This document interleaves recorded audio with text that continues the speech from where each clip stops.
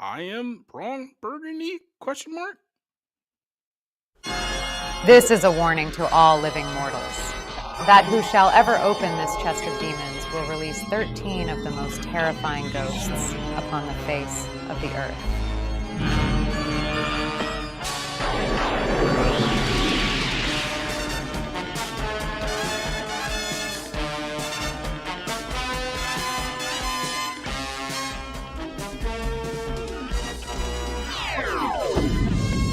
Okay, cut it. This isn't going to work.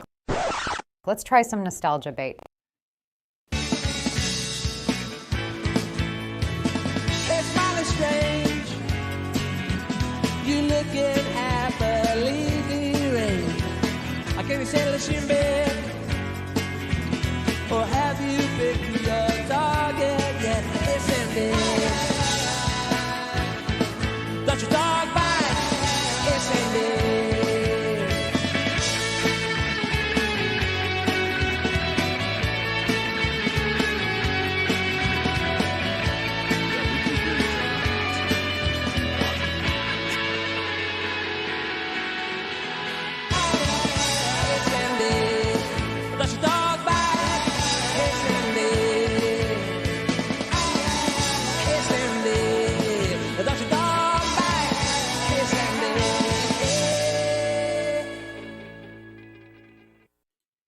Okay, that was better.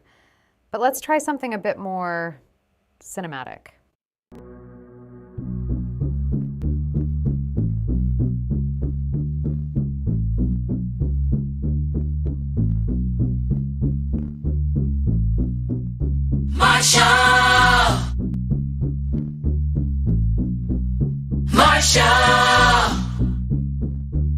You about to witness hip-hop in its most purest, most rawest form, flow, almost flawless, most hardest, most honest, known artist. Chip off the old block, but old Doc is back. Looks like Batman brought his own Robin. Oh God, Saddam's got his own Laden.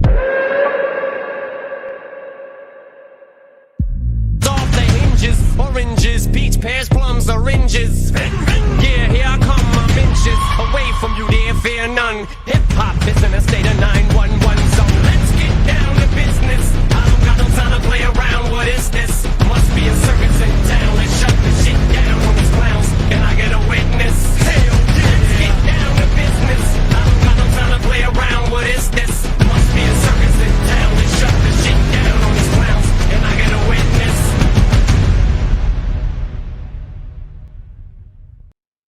Yeah, that's the shit I like. Let's start the Barroom podcast. Take it away, Jacob.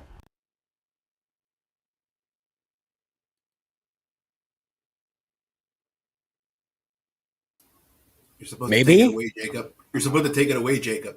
I'm just gonna wait here. Yeah, there was a significant delay on my end because the screen, the video just froze halfway. So I have no idea how many seconds were being wasted here. But you're not off to a good start.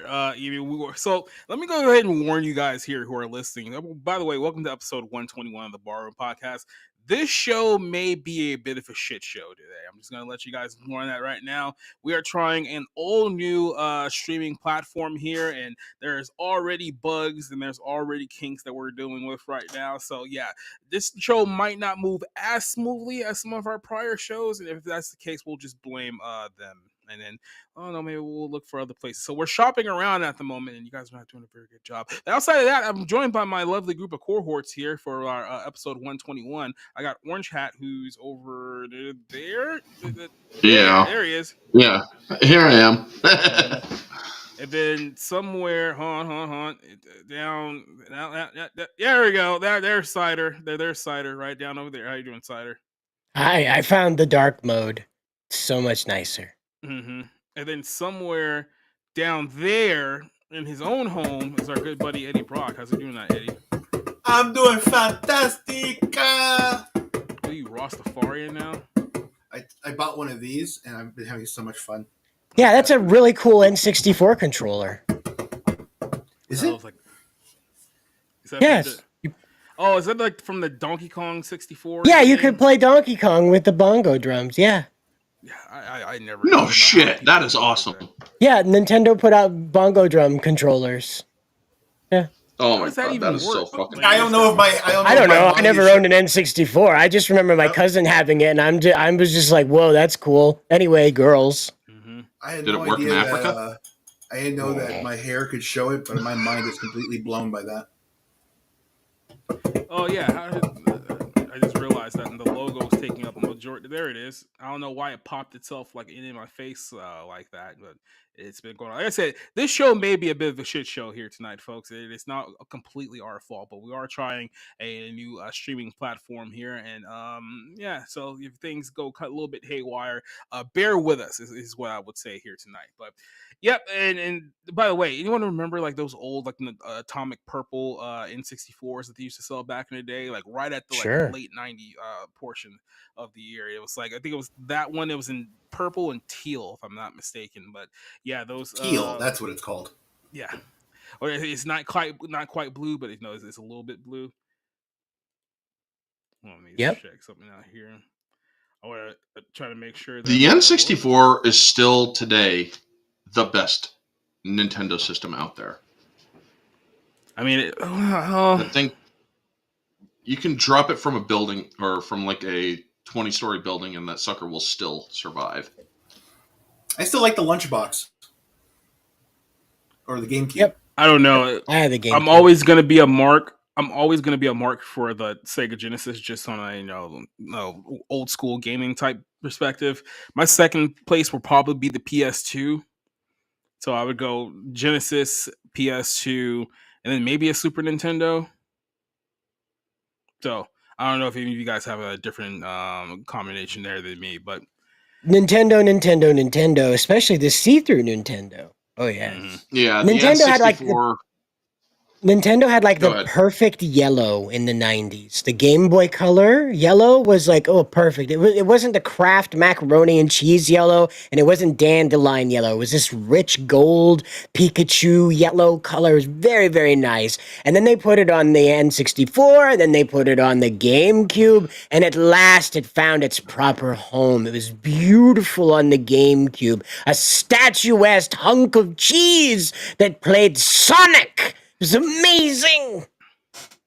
You remind me of those old cheese color Nintendo 64 controllers too. By the way, Yep. are Yep. those A little are those? controller button that nobody knew what it did. It was just in the middle there, and everyone was like, "What's this for?" And it's Yeah. like, "Ask your mom." Let me just ask you this: is the Nintendo 64 controller the most uncomfortable controller of all time, or is it the old school like murder weapon The Xbox Racing controller? Cats GameCube controller will forever be the Risk Breaker Deluxe. Okay, Mm. there's no worse controller than the GameCube Racing Cats controller. I mean, Well, you can literally kill someone with an Xbox controller. The original old school 20-year ago Xbox. Yeah. I mean, if you think about it, with the N64, they freaking had their capitalism down pat because they had what was called a rumble pack, but they also had a tremor pack, which they did the same fucking thing. There was no difference, but yet one was more expensive than the other, and people bought that shit because they thought it was better. Well, let's introduce our people to the chat here as well. Our good buddy Oh wait, Keith. before we get too far, What? I got a picture of the thing I was talking about because I want to make it clear what was going on with this thing. Okay, Yeah, so let's go ahead and try out our share Yep. screen and see if I'll this be is the gonna guinea be pig. Yep. So here we go. All right, here we go. Let's see how this goes. No, wait. Nope, nope, nope, Nope. There, nope. there we There we go. Oh, That's close man. enough. So you Hold on. notice how the Crazy Cat's controller is so much tinier than the regular standard GameCube controller. Yeah. That's what I mean by risk breaker. You have to fold your thumbs back in on themselves to use the fucking D-pad, dude. It's crazy. Yeah, that's a thing. Get arthritis looking at that thing. Evil thing. Who else we got here? Well, we have Keith joining us on our Rumble side of things. Conroe was our first comment here tonight, saying that Madonna, Victoria's Secret, Undertaker, Cynthia Erivo, bar fight. Leslie Tarkin is joining us here, saying "Hail to all you spooky people." So I think the fan edited poster for Wicked looks a lot better than the official one. Yeah, if they're gonna only cast like a different witch that didn't look like a demon, then we really be cooking with water. Aren't and witches oil. supposed to look like demons, though? Yeah, but I mean, she looks like one unironically. Like when they dress her up for the character, she actually looks better than what she looks like in real life, which is kind of a problem. No, I did not, Leslie. My room is the same color as it was. The only difference is that my old camera is actually no longer with us. This is a new camera. So there's no purple haze up in the corner. Purple haze. Leslie's asking a question here, and I feel like we can. My very first episode of the Bible Lens was talking about the popularization of witchcraft, but honestly, it's a topic that you can go into a lot deeper than we did with that first episode. I probably have to revisit that because, yeah, I mean, I was even talking about this like a week ago with a buddy of mine. We were looking back like just like the late '90s and stuff like that, and you have to remember like there was shows and movies that were all popularizing witchcraft at that time period. You had shows like obviously The Craft. I mean, the movies like The Craft. You had shows like Charmed.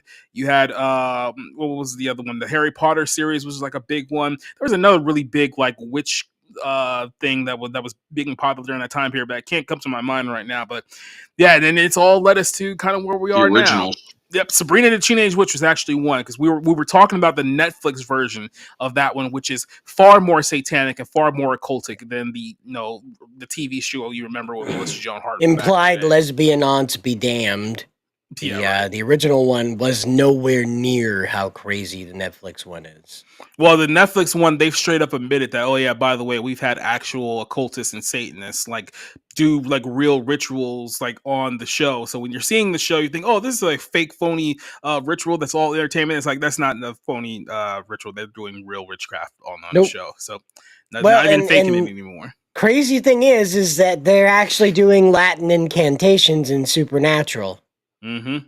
The Winchester brothers are actually reading real Latin incantations out loud. I was like, no, not in my house. I live in the most haunted place on earth. Mm-hmm. Next thing you know, the wall starts shaking. It's bleeding. The wall starts bleeding. Mm-hmm. Yeah, that's what'll happen with my life. We'll just shake and start hearing screams and stuff. It's like, yep, no, we're good. I'm gonna pass on this. Home Shopping Network. All right. Mm-hmm. I live in a haunted house, and now I know not to watch Supernatural. Mm-hmm. I mean, there's probably a lot of other shows you can cut out. It probably don't help matters either. But there's a neat list right there. Yeah, Neozoic here has a good question. Which favorite horror anthology TV series? Twilight Zone, Outer Limits, The Treehouse of Horrors, Tales of the Crypt, Night Gallery, American Horror Story, Goosebumps. Remember Night Trap? Anyone remember a little old video game called Night Trap? No. That was the one with the scissors, Absolutely. Right? The giant scissors? No, that was the one. No, it was a bunch of college girls like stuck in a mansion, and then there was like the Scream guy, or like the 1992 version of the Scream guy. Yeah, like trying to haunt them at the same time the FBI is trying to break into their mansion, and the whole time it's just them going through video things where you basically just try to get them naked or dance. It was literally like quick time events for like the Sega CD. That's the word. Yep. So it was about 15 years before its time and before its capabilities, but it existed. It's the reason why video games went to Congress. It's also the reason that girl killed herself. We'll talk about that on their show. Unironically, The Simpsons Treehouse of Horror has lasted the test of time. Everything else has kind of gotten a little, I don't know, dated, I guess, but even the early Simpsons Treehouse of Horror stuff still has its charms. So I have to say that one out of all of these still has its charm. It's also the one that lasted the longest. Yeah, right. Still going, even though nobody wants it to, but it's still going. Actually, I watched this last one. It's not bad. They did like a whole like homage to a whole bunch of other ones. Not bad. The Simpsons are getting weird again. It's really strange. It's actually trying to become good. Somebody gave that good weed. It only took them 20 years, but great. They called Conan O'Brien back. They were like, look, we made a mistake. Mm-hmm. Simpsons Halloween back in the day, the one where Bart turned into a vampire and Homer going insane from dogs playing poker, as well as the gremlin on the side of the bus. That was the golden age of Simpsons Halloween, as far as I'm concerned. Can't argue much with that. It says here, bonus question: which artificial intelligence is scarier, Showdown from System Shock game series, or HAL 9000 from 2001: Space Oddity? HAL. Yeah, I have to go with HAL too. Skynet. So, I don't know those other two, so oh, okay. Yeah, Hal is out of those two, but I do want to say a Simpson Shock would be kind of an interesting blend there of System Shock and Simpsons. That would be fun. Shodan. Yep. All right, who else do we got here? Top Dog's joining us here tonight. And I said Leslie's here, Neozoic here. Top Dog says, well, your top five NBA teams of all time. Consider, in fact, I'm probably the only person who knows one NBA team, and that's including Eddie, who lives in the Bay Area. The I would have Patriots.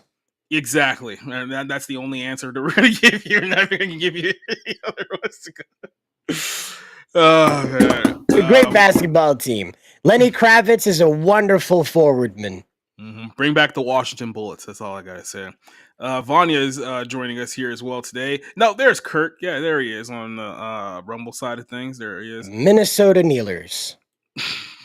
We're the Minnesota Lakers before LA stole them and ruined them. No one even asked Don't the question. think about It's like, that one. Don't think about that one too much, okay? Just don't think about that name too much, all right? See kids here. What is today? Otherwise known DK as the Wally Whalers. is Jacob Side or just hide my. Yeah, like I said, I had it set beforehand, and I guess when the video plays, it just reset itself. So that's annoying. And then my mic was low, but I just adjusted it there. Super Nintendo and the Wii are the best. I'm not a big Wii fan, but I mean, let's just play like Wii bowling or something like that, maybe. Yeah, the sports games were pretty neat. That worked really well, despite the accidents that happened. It worked really well. Yep. DK said he you, still has a Leslie. PS2. My all-time PS3. champion. Go Sorry, ahead. all-time champion of Wii boxing. Righteous. My PS3. I bought my PS3 after I got my first job in 2006. I bought a PS3 from Circuit City. For those of you kids that remember Circuit City being a thing, it was a place that once existed, and it's no longer with us, For unfortunately. 5 whole minutes. Yep. And then I bought it, and then I've had it since 2006, and here we are. How many years ago has that been now? Like 18 years now? 18 years later, and my thing is completely, utterly crapped out on me. So the heating, the cooling thing in the fan doesn't work. We've already had it replaced and repaired and cleaned, and it's just not working the way it is. So I'm going to buy a new PS3 now. Well, I just want to tell you, go on to YouTube here and look up the guys that do the repairs. Sometimes they'll do that stuff for you, and they have all the equipment there, so you don't lose your motherboard, you don't lose all that stuff. Whatever that connector is, they've got a billion of them just resting in their workshop. And if you let them make a video out of restoring your PS, they may not charge you even. Oh, yeah, I would take it just because it was the last time the PlayStation had video games. Yeah, I mean, I know I've had it cleaned out a couple of times now, but it's still crapped out. So there's something going wrong with it. Like I said, maybe just the whole thing's finally going out. I mean, it's had about a good 20-year run at this point, so I can't complain too much. One positive thing about COVID was shows like Sabrina and Netflix getting canceled. Yeah, it's probably for the best. Top Dog They says should have PSP. canceled Cuties.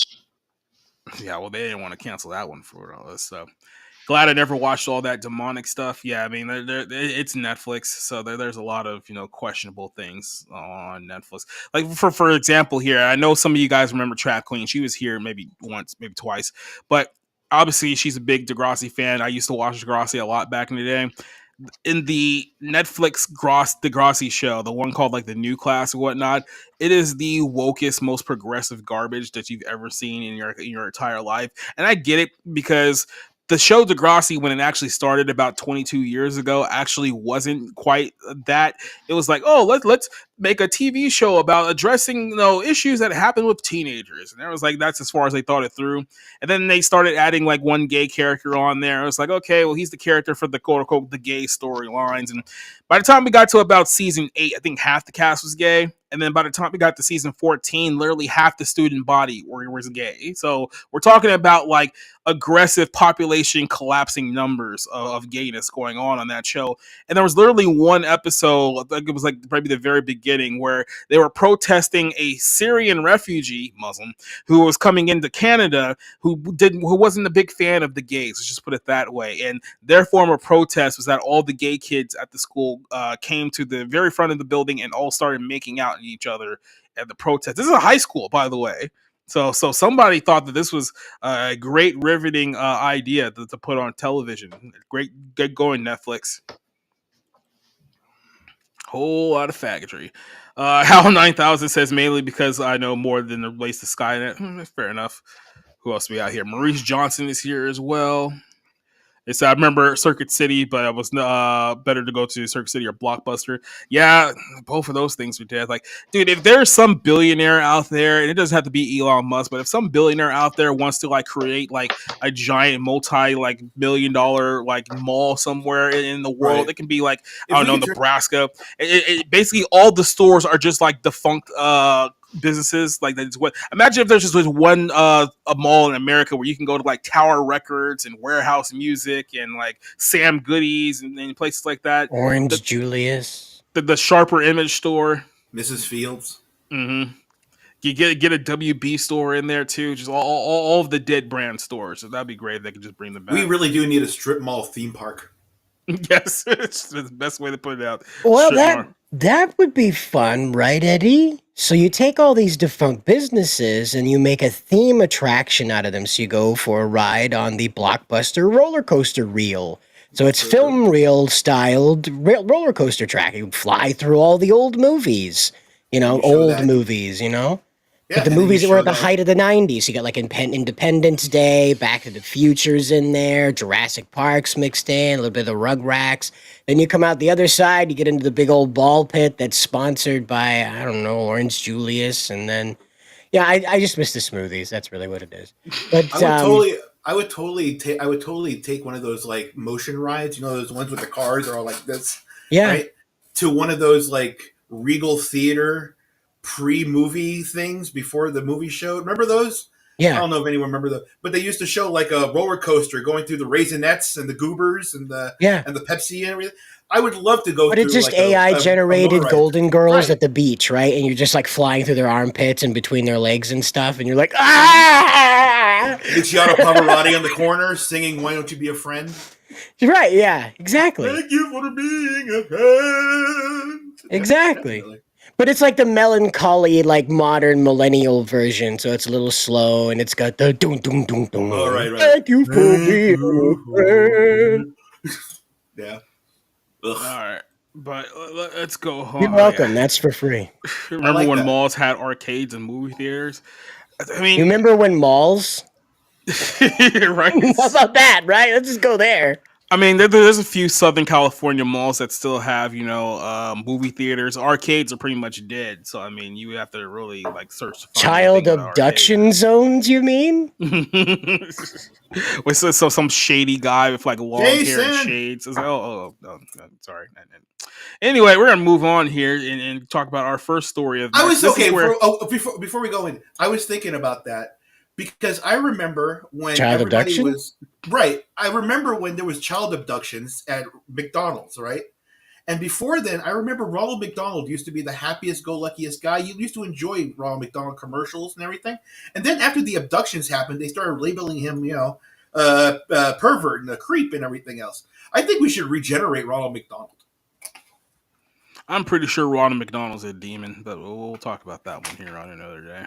Okay, so how we're gonna start this one off? Let's start with the Victoria's Secret fashion show. Let's go here. So, Ronald McDonald into lingerie. All right, great transition. so let's That's see not how gonna prove this the is pervert or gonna anything. work here. I'm gonna pop this screen over here. Let's see if you guys can actually see said screen. Nope. Where's this? Oh, there it is. I didn't add it to the scene. There we go. Okay, so this is this is working. I like Imam Orange Hat. Yeah, orange chat just over there fiddling with his. I hope Reading the his Quran. You're right. Orange does look like one of those white guys who would convert to Islam for no reason. Like, he's like one of those. Jeez. You give a man a lake and then you just keep beating him down. Gosh. Funny thing is, I know a white guy that converted to Islam just because. Andrew Tate? So. No, no. I'll tell you the story another time. Oh man. Okay, so Victoria's Secret fashion show happened last week. It was the first one in 6 years, and now you know exactly why we hadn't had one in 6 years. So here's a common misconception. Common misconception here is that Victoria's Secret is a ladies' brand. It's like, no, it's not. Victoria's Secret is a men's brand. It's always been a men's brand. Why? Because men like looking at attractive women in their underwear, and the whole reason why women go to Victoria's Secret to buy underwear is for their man. That's usually how this whole thing works. But we have spent the last several years basically destroying that bridge and burning it to the ground.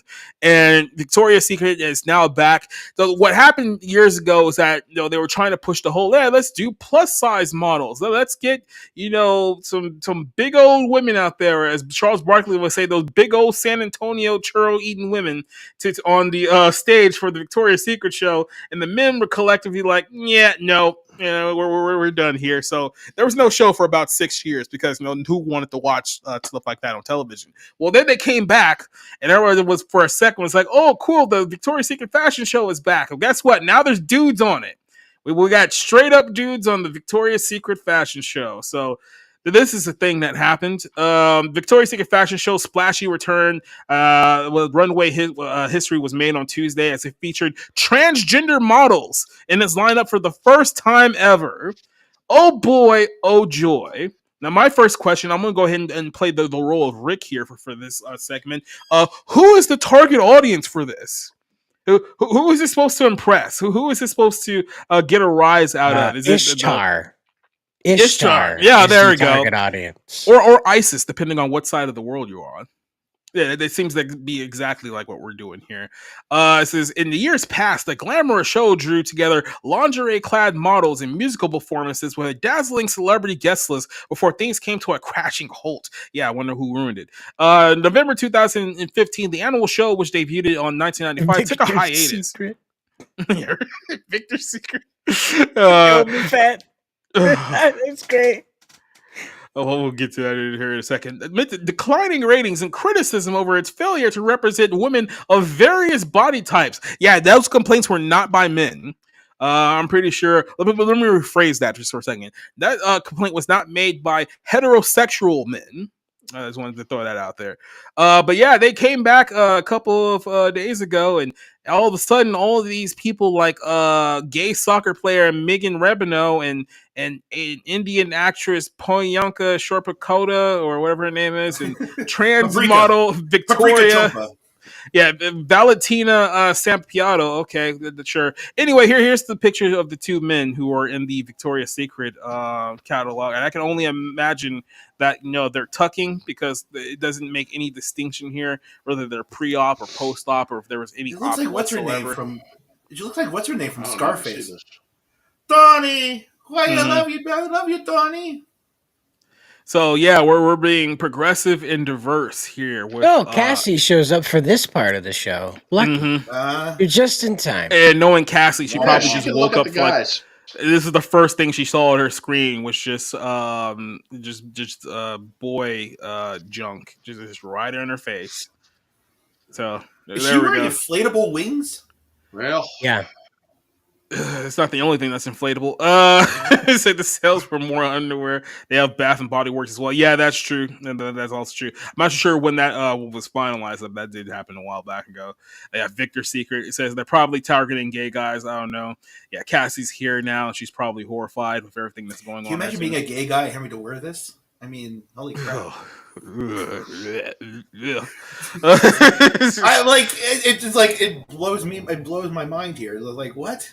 You really work on your phrasing there, Eddie? No, I totally meant what I said. No, I totally meant. So we have the male models tucking in G-strings, and of course there's like the little bow behind them so that we don't have like a Ray Finkel situation happening here. And this one as well.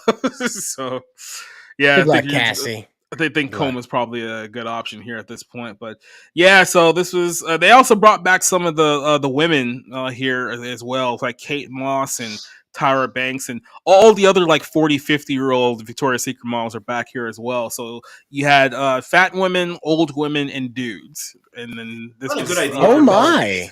Should have just fucking went all the way and brought Lizzo. The fact that they named a model Donuts Choreos, I'm not really happy with that. Yeah, I don't know what was the purpose or the plan of any of this, but yeah, so that was what happened last week. Pretty Victoria's gay. Secret is back. Pretty gay. Pretty someone say extremely gay, depending on your outlook of the whole situation. But yeah, so I'll go ahead and start this off with Orange Hat. What do you think about Victoria's Secret going all in on the man meat? They haven't learned a goddamn thing. Do they not realize that Victoria's Secret was originally done not just to turn men on, but also to show that it was possible, or it was to show the peak uh, efficiency of feminine beauty. It was to show, or the models were basically considered top models, where they were at peak beauty, not a little extra flab on the side or a little bit of cellulite in the chunk in the middle. No, you put all the hotties out there because that's what people wanted to see, as well as expressing it as this is lingerie for women who are or who want to feel sexy. However, um, we're not going to show a bunch of freaking 400-pound fat women, or because that I'm sorry, that's just not sexy. We or men want women who look sexy. They don't want to be with a woman who is going to possibly crush them to death while they're fucking having sex. No offense, that is an actual legitimate thing, by the way. I'm not saying that to be fat phobic. That can fucking happen, by the way. I remember I that. think that's a fetish Um, on certain look it sites up. too. I remember that '80s PSA. But well, there was also the fucking CSI episode where this woman freaking was ashamed because, well, she was fat. The guy liked fat women, and, well, he ended up having sex with her, and she crushed him. What episodes of CSI are you watching? Is it the CSI Miami? Because I swear to God, if it is, No, it was the original CSI. Are you sure it's not just 1,000 Ways to Die? It turns out she liked pork rinds. Oh no, there was an episode called 1,000 Ways to Die because that guy couldn't, or that. Oh my God, there's some. That's the funny shit in Blumhouse CSI. remake of Shallow Hal, huh?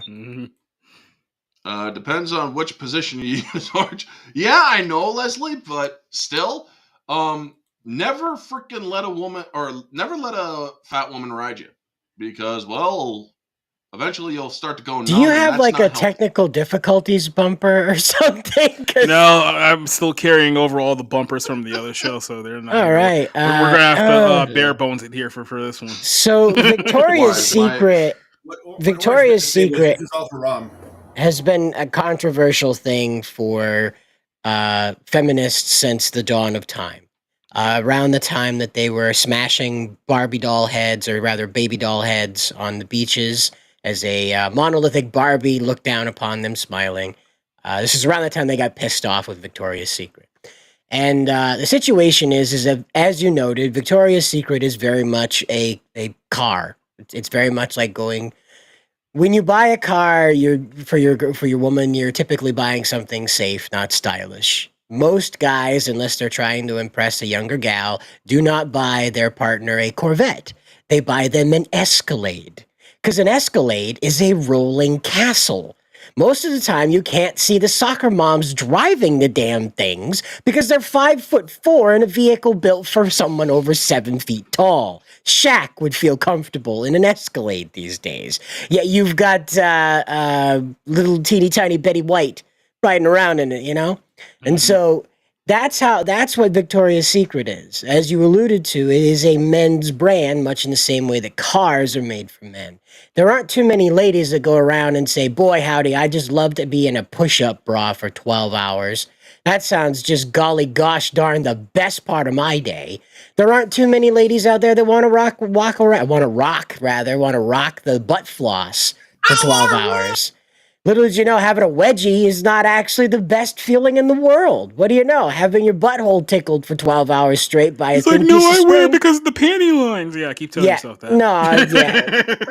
That's why pockets were invented, darling. But anyway, the situation as it's unfolding today is that, much in the same way the gaming sector is being taken over by ugly feminists that are uglifying games, women in this sector, these older women, these feminists, these trans people, They don't want to compete. So what do? They kill the Victoria's Secret brand because Victoria's Secret brand pushes, as Orange was explaining, the peak representation of femininity. They walk around with feather wings on their backs, and feathers fall from the sky, and they have mock pillow fights, and they have all these soft pinks on their clothes, not these hard colors, not these hard neon colors. They have these soft pinks, these white colors meant to invoke purity, invoke levity, that sort of thing. And it's all lingerie. It's not functional underwear. It's not stuff you're just going to like put on to go to work.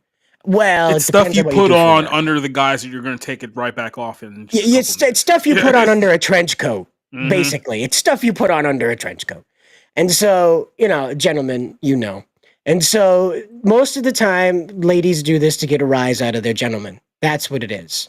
And so that's what Victoria's Secret is. It is very much a men's brand the same way a car is. And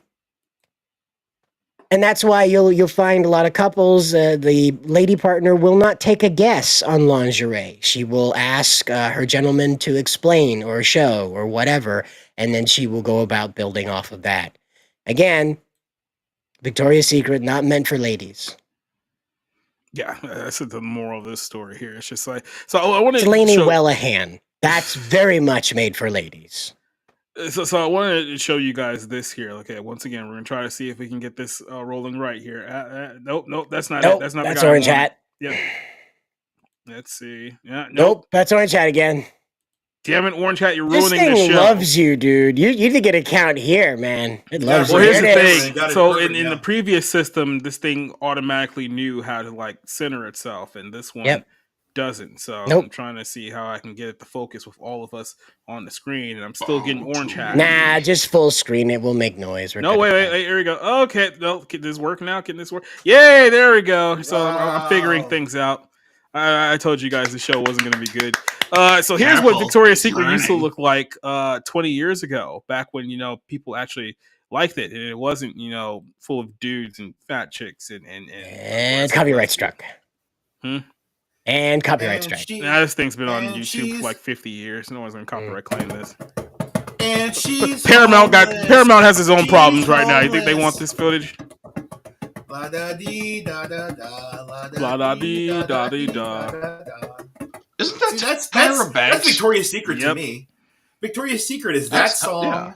Hot chicks walking down all fucking like they got. They used to put this on primetime television. Yeah, this is CBS. Yeah, it's a CBS logo. Yeah, that's CBS. I can see with the eye. Yeah, the CBS eye. Cider was providing us the banger there for a second, but then no, it's not the right one. Da da dee da da da. That's all I want. That's all I want is hot chicks strutting at me, humming that song in their underwear. That's good enough for me. If you want to be a dude and do it, all right, I guess. But Eddie, you're a pro wrestling fan. You remember when WWE did this in 2002 with the Divas? Absolutely. They called it Undressed. All I need is this and them inside of a gravy bowl, just like slopping it up on Thanksgiving. Be perfect. Loud enough? No, seriously. Yeah. As I like this. As a wrestler, though, I used to do I didn't put this stuff on, but I used to put like a muumuu on or whatever, because you gotta dress like a girl every once in a while, and it's not a problem. But the fuck, I don't want to see a bunch of dudes do this or a bunch of trans or whatever. I was like, look, at the end of the day, this is all male fantasy gazing that you're doing here, right? So it's like guys want to see girls from the girls in their dream. They don't want to see, surprise penis ladies. They don't want to see, a bunch of people who are basically the size of like me and Eddie and Orange. And it's like no one wants to see that. Like, just let the guys have their thing. Fucking Lizzo. We don't want Lizzo. We don't want Dylan Mulvaney. Just give us the regular women. Like, just give us the chicks. Also, these are really good designs. Like, this is really good stuff. Well, like I said, it's 2002. We were still allowed to be creative back there. We weren't actively trying to completely destroy society at this moment. We had just gotten through 9/11, so things were still a little tense at the time period. But imagine telling yourself I dress like this for me. Yeah, right. It's like, oh no, I totally like this because no, the lingerie is comfortable. I wore this goofy fucking Hawaiian lei in my hair for me. And Leslie's completely right. It's like ladies had Abercrombie and Fitch, and they had like their shirtless like teenage models outside of their store, and then the dudes had Victoria's Secret, and everyone was happy. I don't think we want to go into Abercrombie and Fitch after what happened today. So. Oh man, but yeah, like I said, it was a simpler time, and then they ruined it all. So, hi, Jacob. Oh, there we go. We're back. Yeah, like I said, it was a simpler time, and then they ruined it. So that's how we ended up getting here. So, any final thoughts here on the Victoria's Secret nut show or? It has two meanings. Sexy, not nutty. Mm-hmm. I have to go with Imam Orange Hat and say that this is haram what they're doing to these kinds of shows, and we need to start bringing more sexy ladies back. We need to start stoning some of these people in the name of Allah. But so don't you agree, Rick? Absolutely, yeah.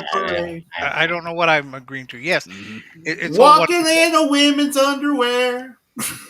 Yeah, future government official Rick Aragon has just agreed to stoning transgender people in the name of Allah. So, well, look, I'm old enough to remember when Pete accused me of endorsing Hitler. So that's probably not. I'm old enough to remember when people just did that. They just did that. When SJW showed up and said, "You can't stone people to death. That's racist." Yeah. I'm old enough to remember when the girls on Victoria's Secret didn't have penises. But yeah, here we are.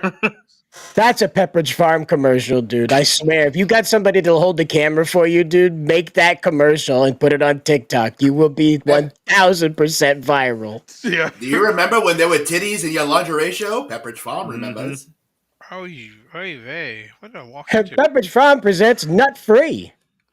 I remember when the Victoria's Secret models weren't tucking it in like Tom Brady against the Raiders.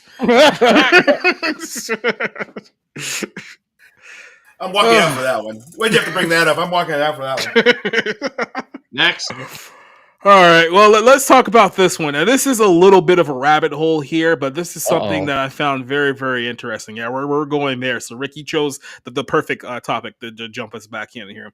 I want to talk about Madonna here. So, let me see if I can actually bring this up because we're going to kind of explain how exactly we got here. And then let me do that. And then let me do this. There we go. See, I'm starting to figure out how this whole thing works. Madonna is this old Ronald McDonald's fat bitch cousin. I mean, might as well be Madonna. That's what it is. Madonna. Have you seen Madonna these days? Like, might as well be. Have you seen Madonna? Mm-hmm. I'm gonna make that right now with AI. You can't stop me. The Madonna. McDonald's Madonna. The Madonna. Working with the Madonna is basically just a roast beef sandwich dripping in mayonnaise.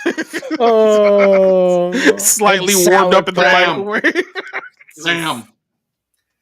Why did they add the sauerkraut? Never getting sane after this. The side of warm milk. Remember when she bathed in the bathtub with the milk? Okay. Well, believe it or not, we didn't start this conversation just to crap all over Madonna. There's a point to this, and it's actually kind of sinister and evil in a lot of ways. So here's the thing.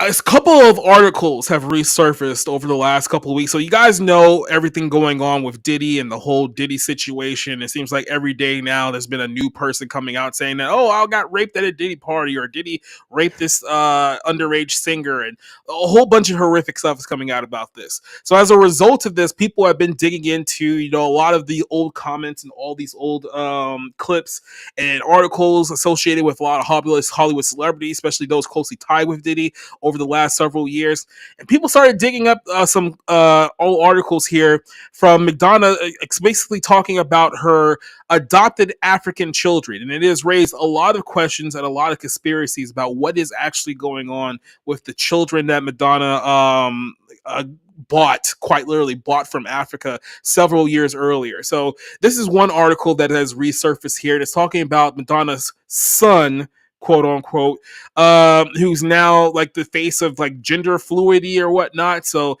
this is Madonna's adopted African child number one. There's 4 of them in total, but this is just one of them. And this was an article. Keep in mind, the article was supposed to be a positive, talk about, oh yeah, look at Madonna's son, blurring the lines of gender and wearing like all these very very questionable things and like whatnot, right? So the whole article is basically yeah, here's Oh, pictures of him dressed wow. up like a woman and all this stuff. This is a kid Strike a who pose, huh? there was a kid who was probably better off in the African village, but I mean, we'll get to that here in a second. So, yeah, and as you can see, Madonna's face is no longer human either. That is, in fact, Madonna. I think she's only like 63, 64 at this current time period, but she's had so much plastic surgery on her face, she doesn't even look like a human being anymore.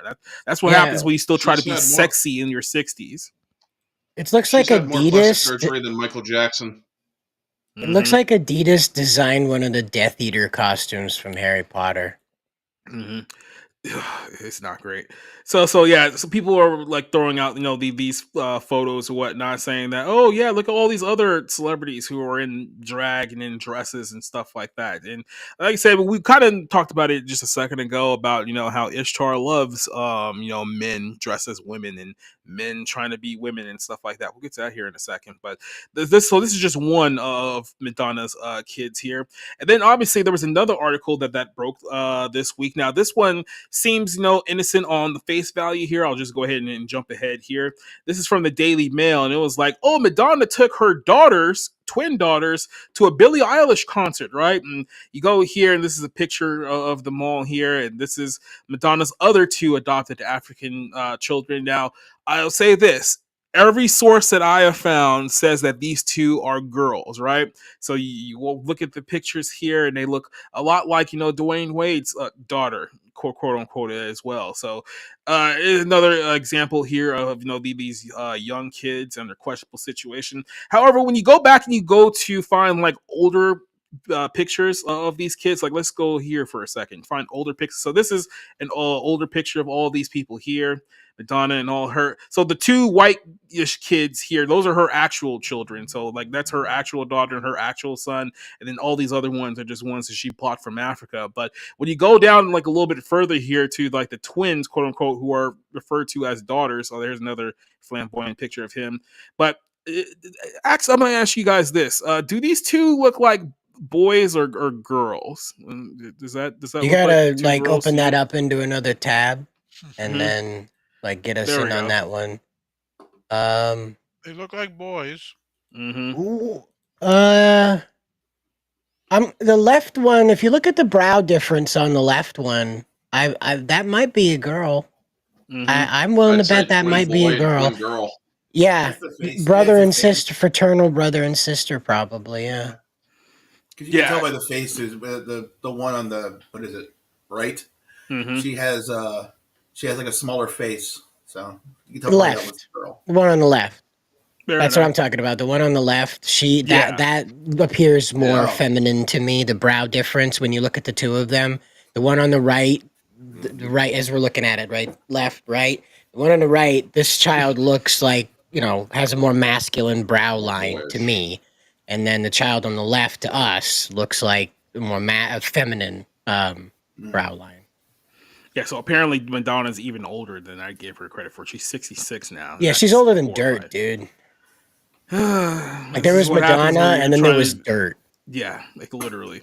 So this has all led to this article that has been resurfaced from I think like a year or two ago, but it's actually from last year where Madonna was actually accused by the African government of trafficking children out of the country, and she was being accused by both trafficking and sexually exploiting the children that she got from was it Malawi? Is that the name of the region that she got these Yeah, kids it's from? Malawi. Somewhere in Malawi. Ethiopia, right? So, the pop singer was accused of human trafficking and sexually exploiting children by a charitable organization known as the Ethiopian World Federation. That doesn't sound honest. According to All Africa, so this is an African source here, it stated that the Federation's website is a civil organization that pushes policies and advocates to change laws that harm all Black people, right? And it says here that Madonna has famously adopted 4 children out of Malawi, which I'm assuming is the African nation, a landlocked country in southeastern Africa. In 2006, Madonna founded a charity called Raising Malawi, which is a nonprofit group that seeks to support orphans and vulnerable children through health and educational programs. Seems innocent Look enough, right right? there. Look Mm-hmm. right there. Mm-hmm. Wow. Look at that girl. Now look, go back up to that kid, those twins. That's her younger sister. Mm-hmm. So There it is. there's a lot of things going on here. We'll talk about this here in a second. But so now they're asking the president of the country to investigate Madonna's charity and restrict her access and her associates' accessibility to Africa and to African children as a precautionary measure until a investigation is done into child trafficking, sex exploitation, sexual slavery, and adoption reversal, and a threat of coercion of fraud, deception, and abuse of power and vulnerability. Basically, all the things that you can possibly think of, right? Now, and apparently they were citing a book called Sex, which was a features adult Yeah. content. This is something that she did about like 30 years ago. I remember it was coming to that then at that time. It has like gay porn stars photographed in pornographic pictures, performing vulgar sex acts. Her Madonna herself. So this is a thing that she's been doing for quite some time. Here's another photo of Madonna in Africa with the children of the village. It's just called Panda eyes. Hmm? Panda eye.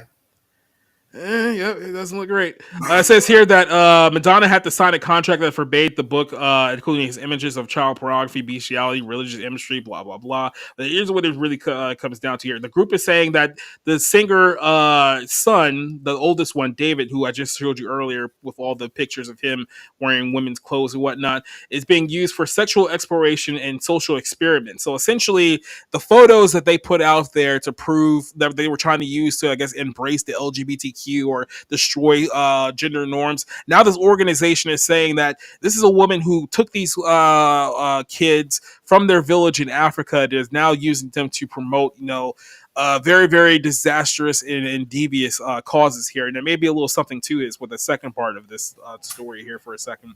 But yeah, so this organization is basically saying that she took these kids from Africa from their village, and there's a lot of really suspect things that are going on behind the scenes here. Not only that, but I think the oldest daughter, like the girl that's actually confirmed to be a girl, that her grandmother, who was living in the African village at the time, apparently Madonna made a deal with this woman that that the granddaughter would come back and visit her like occasionally, and it wasn't supposed to be a permanent thing. Then of course Madonna didn't hold on to her end of the agreement, so even the grandmother in her deathbed never got to see her granddaughter again. That's what they're alleging here, which is really, really effed up when you think about it. But they said that the family was only supposed to adopt her until she was a grade school age, that she would return to Africa every 2 years for visits.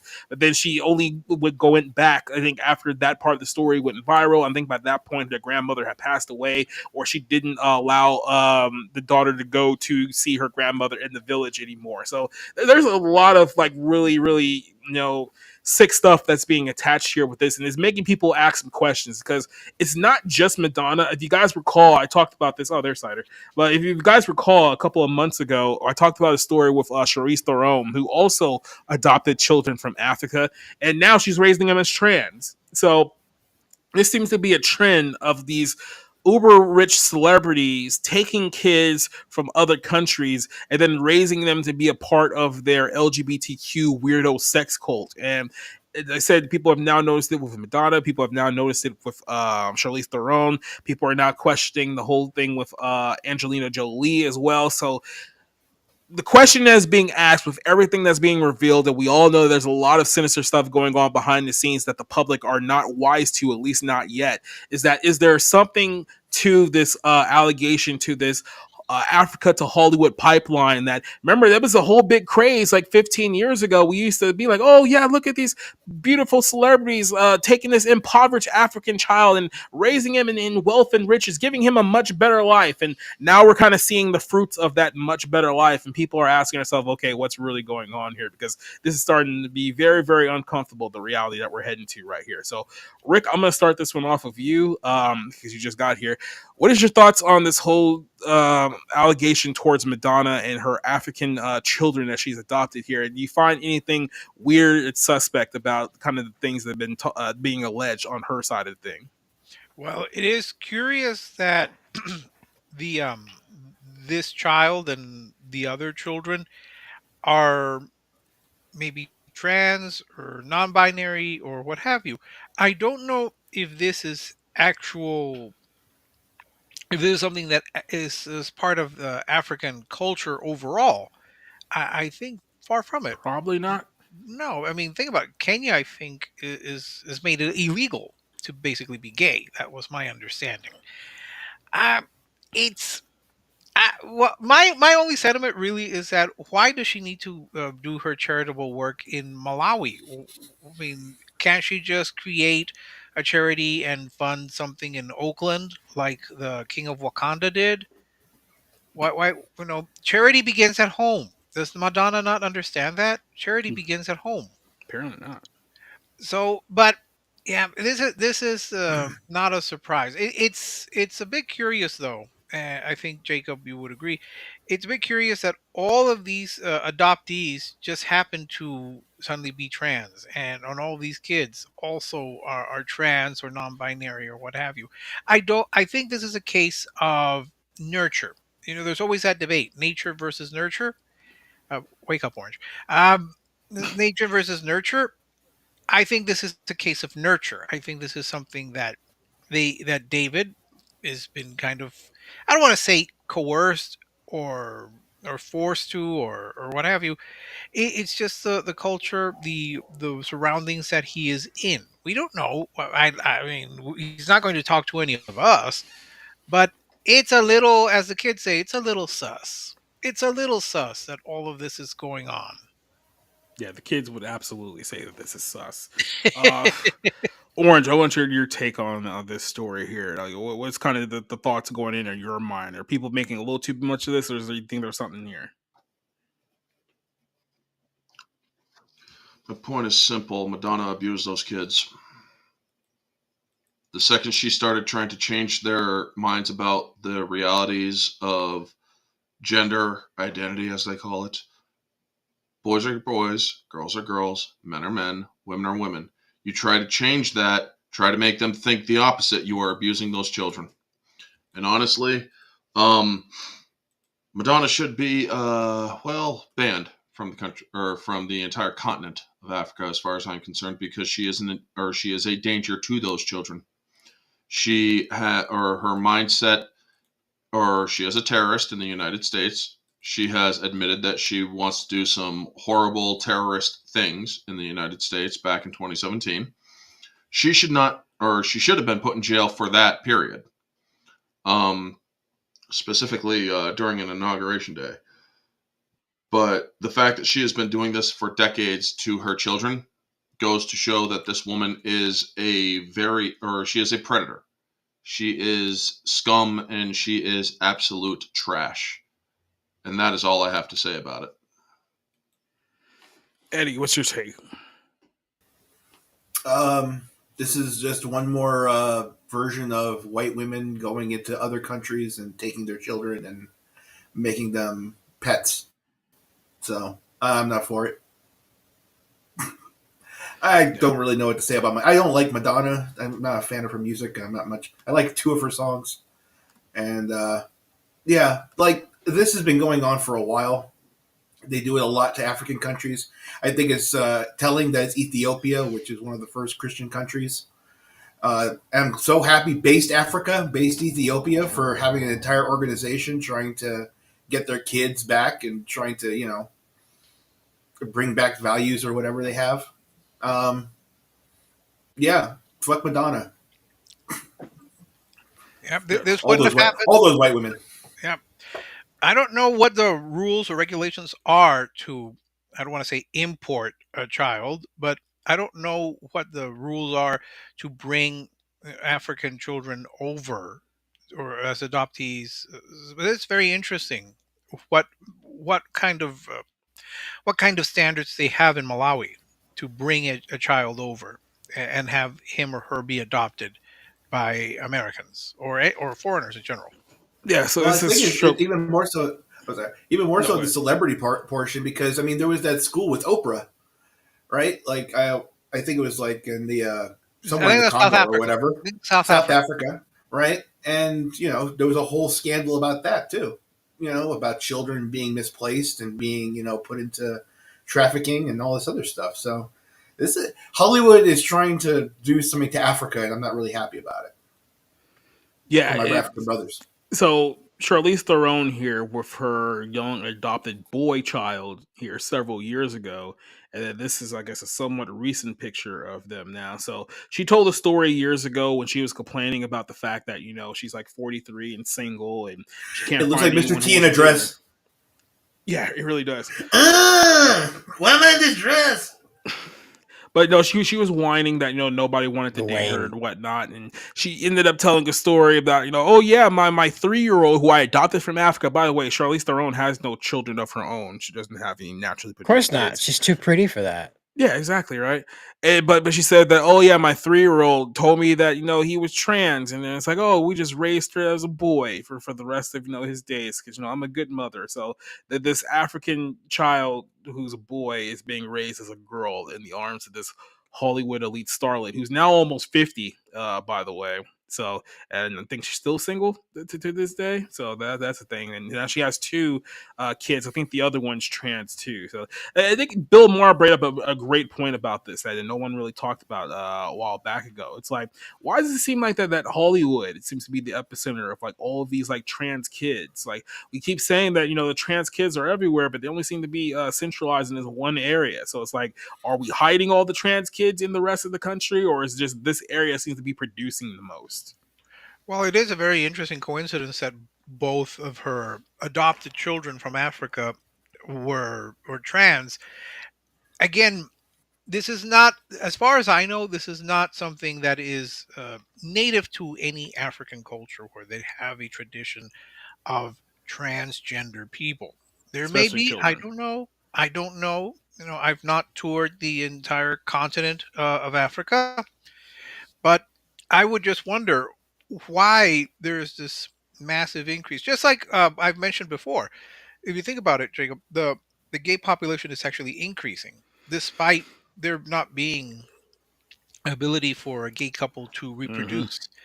So it is curious that you get 2 kids, one maybe, but 2 adopted, presumably from different organizations or different families.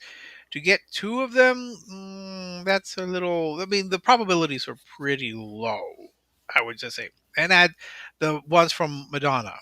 Are they all kind of finding them from the same village or city, community, what have you?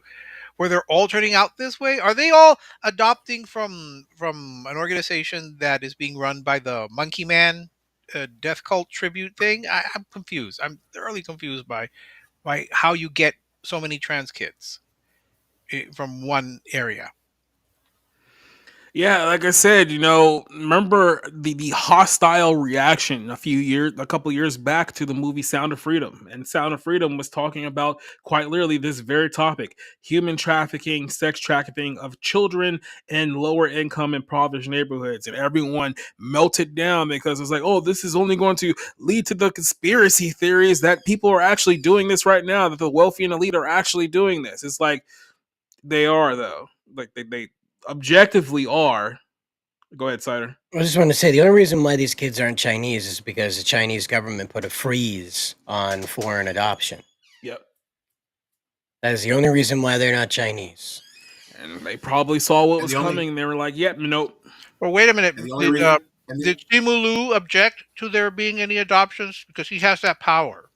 He's not even really Chinese. He's Canadian. He's a dick. and they're He not likes and they're that not kind of cultural appropriation, if you know what I mean. Mm-hmm. and they're You not saw his Russian kids Reddit because Russia posts. stopped that. Yeah, right. Yeah, Russia too. Russia also banned foreign adoptions, so that's over with. But I mean, considering what these kids are being adopted into, I'm a proponent of adoption. Honestly, I think it's a good thing, but currently I don't think it's a good thing. It's If pretty I remember, dangerous. yeah, that's my yeah. Um, To to that be point, is Angelina Jolie? It's Angelina Jolie, right? Yeah. She Yeah. has a couple of white kids, right? Yeah, she got a couple of white Well, kids of her those own. are The, from the Brad Russian Pitt. kid. Well, no, those are from Brad Pitt. Those are He had legitimately from Brad Pitt. I thought they yes. were adopted. No. No, Well, No, there were some that are yeah. adopted, but she had like a couple of kids with Brad Pitt. Oh boy, here we go. McDonough. McDonough. Wow. there you go. Oof. Ugh. There's like Kathy Griffin in this picture too. Yep. You notice the intersection between those two. Oh yeah. There you go. Oh my god. The way I see it, What a material girl. kids nowadays, to be adopted by celebrities is basically to be employed on Epstein's Island. Yeah. Or Diddy's house. Yep. I'd like to point out none of this happened at Everland Ranch. Just so we all remember that for what it is. There's going to none come of a this happened time at period. Everland Ranch. There's going to come a time period where there's going to be a massive revelation that Netherland Ranch is actually the safest place for children in that town the entire time. You know, I'm waiting for Macaulay they hang them? Culkin to actually come out and be like, he took me away so they couldn't get at me. Mm-hmm. You And that's know. what some people have actually alleged. Some people have actually alleged that the reason why he was so close to Macaulay Culkin is that he was literally legitimately trying to keep him away from Guardian child predators angel. in the Yep. industry. So That's why he wanted all the kids in Hollywood to be around him, because he was just going to have sleepovers with them. He was just going to ride roller coasters with them. He legitimately wanted them to have a childhood as opposed to being tools of Satan. Yep. But then he had a Nazi collection, and it was like, Yeah. I mean, I said then he had this whole thing with like the Nation of Islam too. So it's like you can't give him all the credit like, in the world, but I mean, at least he was. Well, I mean, better you off also than remember Mention he- Nation of Islam, Eddie Yeah, has to go. Wait a I see how it minute. works. Wait a minute. You also have to remember that Michael Jackson was dangling his baby, off the balcony. He only Come on, dangled him dude. for a couple of seconds. He was Well, airing him out, Rick. He was airing him out. I'm sorry. he was shaking him off. My internet clock. Right. Give me It your was- lunch money. It wasn't long enough to be considered shaken baby syndrome. So it's like, yeah. Dangled Oh, baby syndrome. Very different. He needed a substitute for Bubbles. Is that what you're saying? Mm-hmm.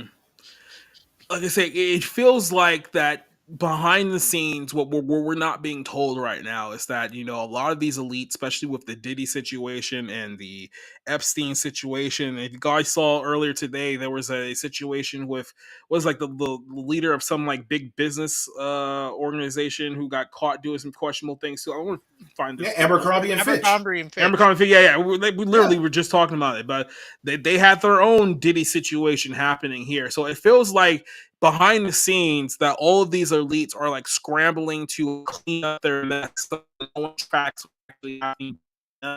But it feels like they can only get away with it for so long. Did my internet die or did his die? Mine's His. still up. His. His was going off a bit. Yeah, Jacob, you got really robot-y there for a minute. Somebody's downloading Netflix. Oh damn it. All of it. Yeah, I didn't see it here on my end. So Don't They know what need you to got watch from Harry and Mr. Meghan Roboto. again. It's So you want to Madonna. take that from the top because like 90% of it got like blendered up there. okay. Well, I was saying is that that's the other thing because I'm not using StreamYard. StreamYard will sacrifice the video in order to keep the audio, but apparently this one won't. So that's another thing that they'll write down here. But what I was saying here, just real quick, is that it feels like that all the elites behind the scenes are trying to cover their own tracks with what they've been doing in secret for all these years, but we're only like one domino or one brick falling away from this whole thing being exposed. And when that day does come, like I said, the way that we view Hollywood and honestly the way that we view royal families and governments is like we're one step away from all of this just falling down on top of itself and everything being exposed to everyone. And it's not going to be a pretty day for these people when we really start to see who they actually are behind closed doors. I don't think that's going to happen, Jacob, because consider this. That is the largest national security risk possible. Imagine if you walk out into a press conference today and tell them the entirety of America's administrative positions, that is from the private to public, is chock full of active child abusing pedophiles that are satanic, by the way. Yeah. Every country on earth now has full license to nuke us into the dark ages. So no, we can't do that. We've got to be very quiet. And that's why they're cleaning house, because they know they're going to get a trial and then we're just not going to hear from them anymore. They're going to go on vacation. They're gonna have a McAfee out in the ocean. They're gonna have a McDonough. Now you remember Trump was upgrading Gitmo. You remember that? He added a whole new building down there. He was So updating. Was that the McDonald's that he's adding there? you know, is that going to come up? Because I think that's a really interesting thing greatest- there. The greatest thing I've ever Well, seen. it Next to when he sent gave the him White House. very very quickly. I want to say this: Burger King is owned by Canada now. So if you're wondering why he didn't go to Burger King, Wendy's is, I don't know what Wendy's situation is. Arby's, I'm pretty sure, works for Satan. You know, I'm pretty sure they're just Come pure to evil. Whataburger. And that, well, that was the thing, is I don't think a lot of people know what Whataburger is. We don't have that here. We had Elevation not Burger, Pennsylvania. one in this whole state. Okay, that was as cool burger joint we ever had here. We don't even have Sonic, for God's sake. Tim Waltz needs to go to Culver's to promote that. Well, what Culver's I wanted to is not say, bad, but I don't know what how I wanted many to say about states have it. McDonald's and this whole child abuse thing, right? McDonald's, this whole thing, is that the serving of the fries thing, that was a move that emboldened probably the lowest station on the economic ladder right now. As it doesn't get too much lower than the fry guy at McDonald's, as far as, well, that's your job, bro. You know, and so that emboldened that guy who's never had anybody pay attention to him. Maybe his parents haven't even paid attention to him. And yet here's the president of the United States doing his job and telling him that it's a good job to have it. He might come back and do it again. He'd always wanted to do it at that. Whether you believe Trump on that or not, he said those words out loud. And that is a dangerous, dangerous thing for people like Diddy, for people up at the top, to have people down on the bottom thinking they get to have opinions, thinking they have a purpose, thinking what they do today has a reflection on tomorrow. That's a very dangerous thing. Cider, yes, Trump will go back to McDonald's because Kamala is going to win massively. So Well, I hope we have McTrumps. I hope he buys the whole thing out and we have McTrumps, and that he has Kennedy running it. So if they don't get president, they take over all the fast food. They have big fast food wars like in Demolition Man. And we have McTrumps that comes out the other side. It's a fast food for health food. You pull up 5 minutes, you got a healthy meal for your whole family for under $20. It'd be great. Come on down to McTrumps. And then Ivanka will be working the counter, and Barron Right. will be flipping the burgers back there. Tim Waltz will be working the pole. It'll be great. I'm not even going there. Nah, he only Stallion works milk. animal poles. Yeah, he only works Exactly. animal Stallion milk. Culver's, I don't know It's what good. states have them, but they here in Georgia, they actually are really good. Well, I They're went alright. to one in Wisconsin. Yeah, so the one in Wisconsin was good. Yep. DK Kamal Arby's. That's good. Kamal Arby's. Yep. Well, we're gonna move on to another topic here. This is where we get into a little bit of pro wrestling. So we're bringing up wrestling. That's the sole reason why Eddie is on this show right now. He doesn't even know it, but there's been a big kerfuffle in the pro wrestling world over the last couple of days, and it's all surrounding Donald Trump. So let me explain to you guys What a exactly how surprise. it got here. You mean, Hall of Famer Donald Trump? Yeah.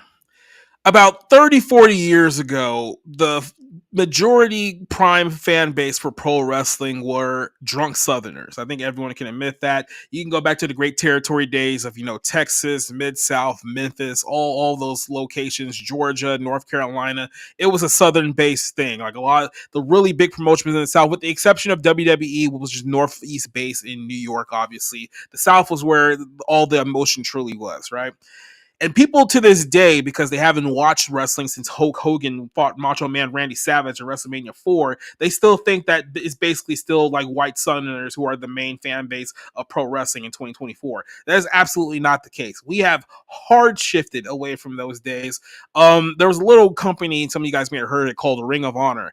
And that was kind of like what birthed this indie wrestling suit. Now, obviously, there's other companies that contributed to it, but they were kind of the main forces.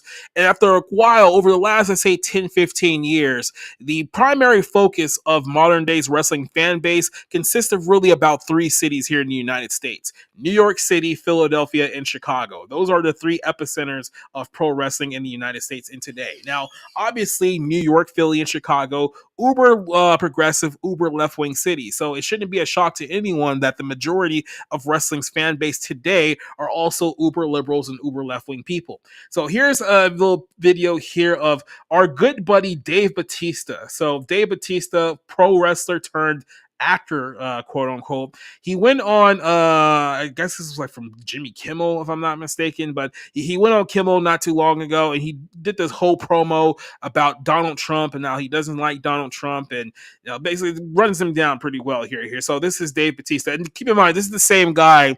If you guys remember a few years ago when James Gunn was going through his thing, Dave Bautista was the guy on Twitter saying that James Gunn was being targeted by cyber Nazis. He literally said that. That's a quote. Go look it up. Yeah, this is Dave Bautista talking about how he doesn't like Donald Trump. Yeah. Fellas, we gotta talk. A lot of men seem to think that And Donald he's Trump back is on some his kind feet of just tough fine. guy. Okay, cool. He's not. I mean, look at him. He wears more makeup than Dolly Parton. He whines like a baby. The guy's afraid of birds. Donald Trump had his daddy pay a doctor to say his little feet hurt so he could dodge the draft. Look at that gut, like a garbage bag full of buttermilk. He sells imaginary baseball cards pretending to be a cowboy fireman. Guy's barely strong enough to hold an umbrella. I mean, look how he drinks water. Like a little pink chickadee. He's got jugs, big ones, like Dolly Parton. He cheats at golf. He creeps around beauty pageant dressing rooms. You know that little dance he does? He looks like he's jacking off a pair of giraffes. He's moody, he pouts, he throws tantrums. No, get those lights off! He acts like a 5-year-old behind the wheel of a truck. He bends over for Putin. He's cattier on social media than a middle school bean. But by the way, just quick little sidebar here, Dave. I get you're trying to slam Trump. Talking about men bending over for other men, especially in your industry, probably not the point that you want to hang on, because I don't think that's going to age very well here in the coming months. So just throwing that out there, buddy. But let's continue here. He's absolutely right, by the way, Trump. The Emmys are so boring. Terrible show. They're awful. Girl. The guy needs help walking downhill. Almost there, Grandma. So this November, let's stop kidding ourselves. Donald Trump is afraid of rain, of dogs, of windmills, Merle Street, and being laughed at.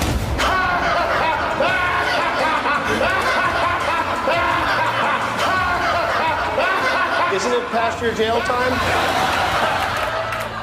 Mostly, he's terrified that real red-blooded American men will find out that he's a weak, tubby toddler. Mommy, take me home. Mommy, I want to go home. What's wrong, tough guy? Does someone grab you by the No, you bitch. So there's tough guy Dave Bautista. By the way, the picture that's circulating at Bautista at his red carpet thing, where he literally looks like he's about to turn trans. Yeah, it felt like he went from that, and all of a sudden he's in the boxing gym trying to be like, "Oh, I'm super tough guy Dave Bautista," and it's like, okay. By the way, Dave Bautista is like 20 years younger than Donald Trump and looks a lot worse. Now you can say that's years of steroid abuse, but we can talk about that another day.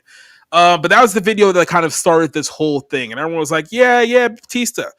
Then came The Undertaker, and The Undertaker blew this whole thing wide open. The Undertaker, also a WWF Hall of Famer and a legend in pro wrestling, arguably one of the greatest wrestlers ever. You can make an argument that he is the greatest wrestler ever. That's a whole other conversation. But he decided that he was going to sit down with Donald Trump to not only do this video right here, but to also record an episode for his podcast. And you can see in this video here, you have Glenn Jacobs, who's known as WWE Wrestler Hall of Famer Kane, here on the left. Donald Trump is in the middle, and then The Undertaker is here on the right. Now, he did Mayor of Knoxville. Knox County, Tennessee, by the way. Knox County, Tennessee, Kane. And then here's Undertaker's response to the Dave Bautista video. All right, everyone, November 5th, Election Mania. Choice is yours. You can go with President Trump, Kane, and The Undertaker, or you can take Kamala Harris, Dave Bautista, and Tim Walz. Choose wisely. The nation depends on it. And that should be an easy choice. So this is the video that came out last week. In the last couple of days, Trump and Undertaker have released the video of their conversation, and as a result of this, now of course all the red-blooded real men, the wrestling fans who all support Kamala Harris, they're now coming after the Undertaker, saying that he's a horrible person, he's a terrible person. Some are now lying and say that he's never had a great and good match in his entire life. They're all in their feels right now. But here's a little clip of Undertaker with Trump at the interview that they did not too long ago. Yeah, I was going to ask you. I mean, you're a billionaire. Yeah. You've got a beautiful wife, very intelligent. You've got a wonderful family.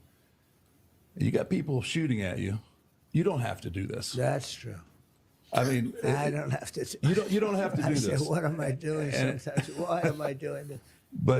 But you are. I sometimes say, I don't have to be here with you.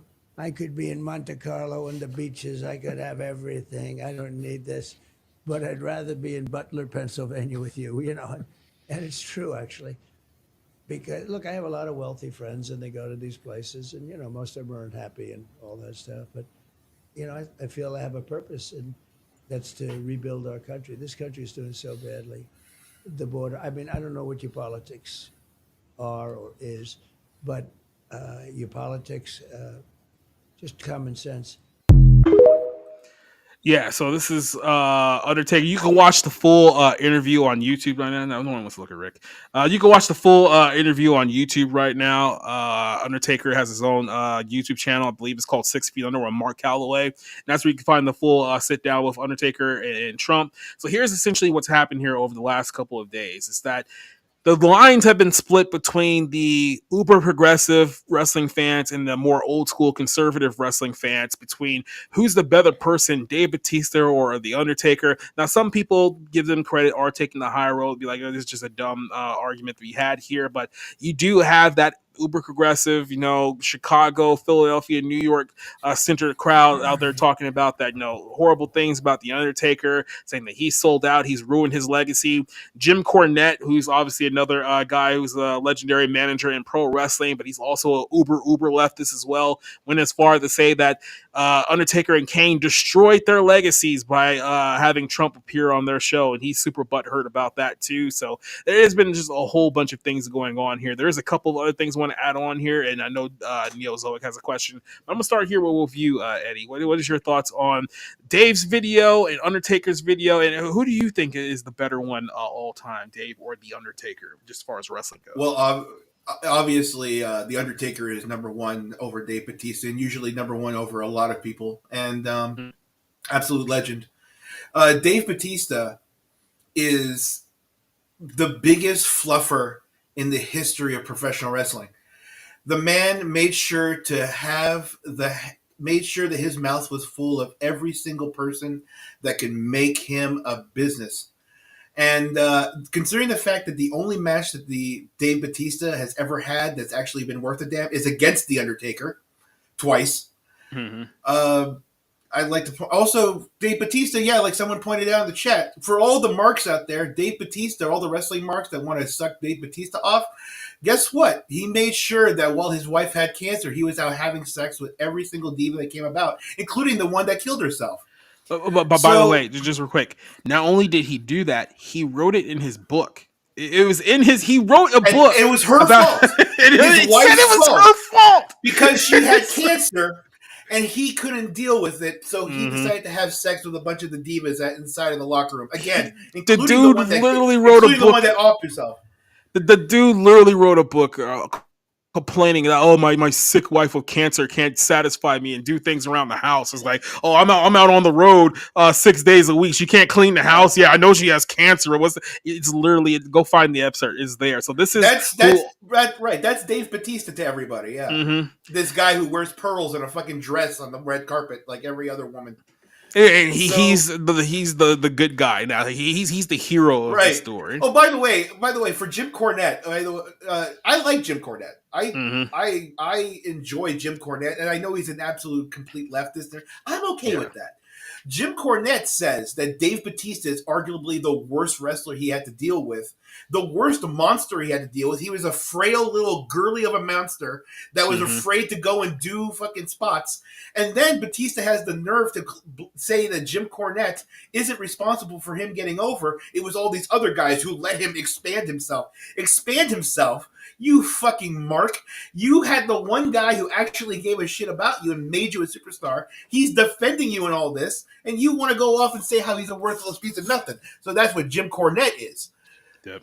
And by the way, it's terribly. Here's another thing. I know like Dave Bautista, he's doing the whole boxing thing, trying to pretend like he's a tough guy. By the way, you notice how he can't keep his punches up. He's always punching down towards it. Like that's not how you box. By the way, that's just boxing 101. But for the record, Dave Bautista is not a tough guy. Like he's been always had like a big pro wrestler body. Like in his prime, he was like 300 something pounds of muscle. But he is an absolute pussy. There's an infamous incident in WWE several years ago between him and Booker T. And by everyone's estimation of who saw this one-on-one fight, Booker T absolutely whooped his ass during this backstage fight. And to the point where it got pretty embarrassing for our good buddy Dave here. And then if you remember Thank God that Dave has H's big giant balls on his mouth to make sure that he didn't have that go off anywhere. Yeah, exactly. Imagine if that fight happened during the days of Twitter. Imagine that whole thing. Dude. And then not only that, 10 years ago, he tried his hand on MMA for some weird reason, and he ended up fighting, like, I'm not even lying, the fight is on YouTube, you can search it yourself.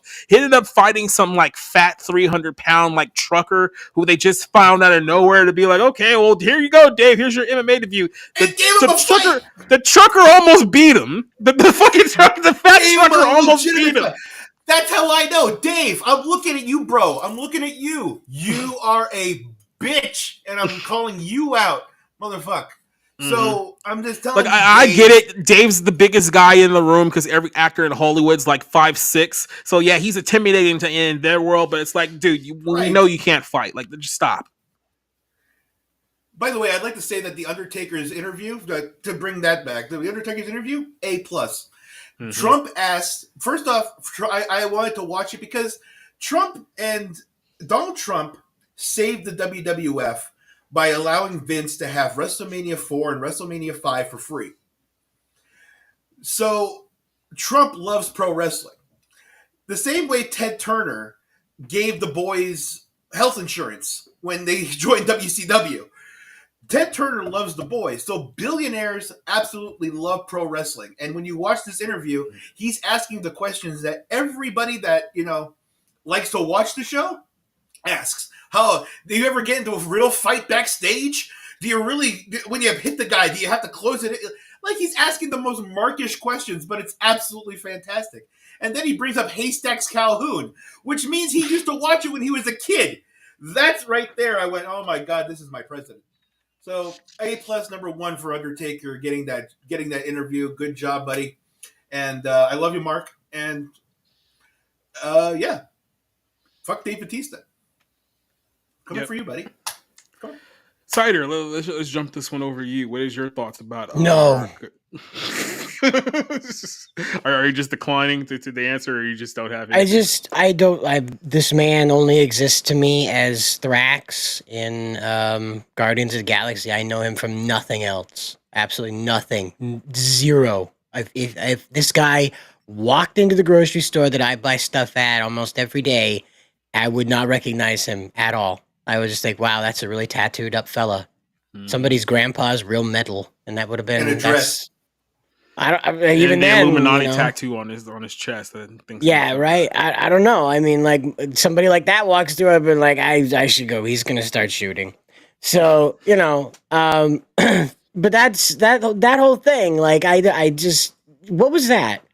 What? Why? What was the? I lifted a tire more than I lifted a tractor tire more than an 80-year-old man could. Wow. Like, whoa! You got one on Grandpa Trump. Whoa! It was. I think it wasn't some sort of comedy bit because you could hear the laugh track. Well, that was a stilted laugh. It was a skit from Jimmy Kimmel's show, so that's why you heard laughing in the background. Right. So that's my guess. is it was one of those we're not joking, but we're gonna make it sound funny. We're gonna give him punchlines during his punches because they think they're really clever in the writer room. Well, you used Dolly Parton as a punchline twice. Well, you know, two boobs. Yeah, I mean, they might as well be punching bags, all things considered. Orange A Hat, long time ago, no longer. you have a little bit more context with Dave Bautista. So what is your thoughts on Bautista, and what are your thoughts on Undertaker? Because, like I said, people are now trying to go after the Undertaker because he actually landed the interview with Trump right after Dave Bautista attacked him. To be clear, Trump landed an interview with the Undertaker. If you saw how that went, okay, so that was in no way Undertaker interviewing Trump. Do you guys really fight backstage? Like if it gets really bad? He was a fanboy. Like he won people over by not coming in and be like, "This is my tax policy." He came in and he was like, Can you just tell me all about it?" You know? If you go to the YouTube, he literally asks, the Undertaker, just how hard it is to ring. Like, do you guys like? Is it pretty hard? Is it hard as the floor? Does it have to give to it? And like, Taker has to explain to him like how rough the rings used to be. Mind you, Trump has been smacked against that same ring that the Undertaker has been smacked against. So Trump is playing to the audience here. I love it.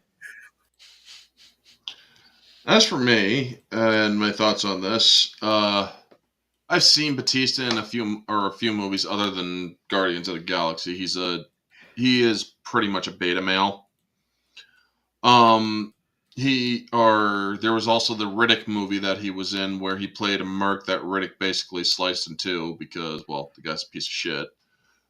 But ever since Trump has been in office, ever since Trump has been a more public figure because of his presidency and whatnot, Dave Bautista saw fit to basically inject himself into political discussions. And honestly, he has no... I'm not going to say he doesn't have a right to speak about it, but he really doesn't know anything that he's talking about. He's only getting this surface level stuff that he is really talking, or he only tackles the surface level things. He's not really pushing anything beyond or any deeper than that. And he comes across as all fluff. I mean, the man is probably freaking has no scrotum with... I mean, also, didn't he just like lose like a ton of weight? I mean, I'm starting to think Dave Bautista actually has cancer himself, or he got off the steroids, or his his name will be Danica in a couple of years. Who knows? I mean, probably who knows? But when it comes to Jasmine, when it comes to Undertaker, with a Z. Yeah, when it comes to Undertaker, good on him, man. I mean, Undertaker's always been a fan favorite. He's always been a favorite of mine when I actually cared about wrestling.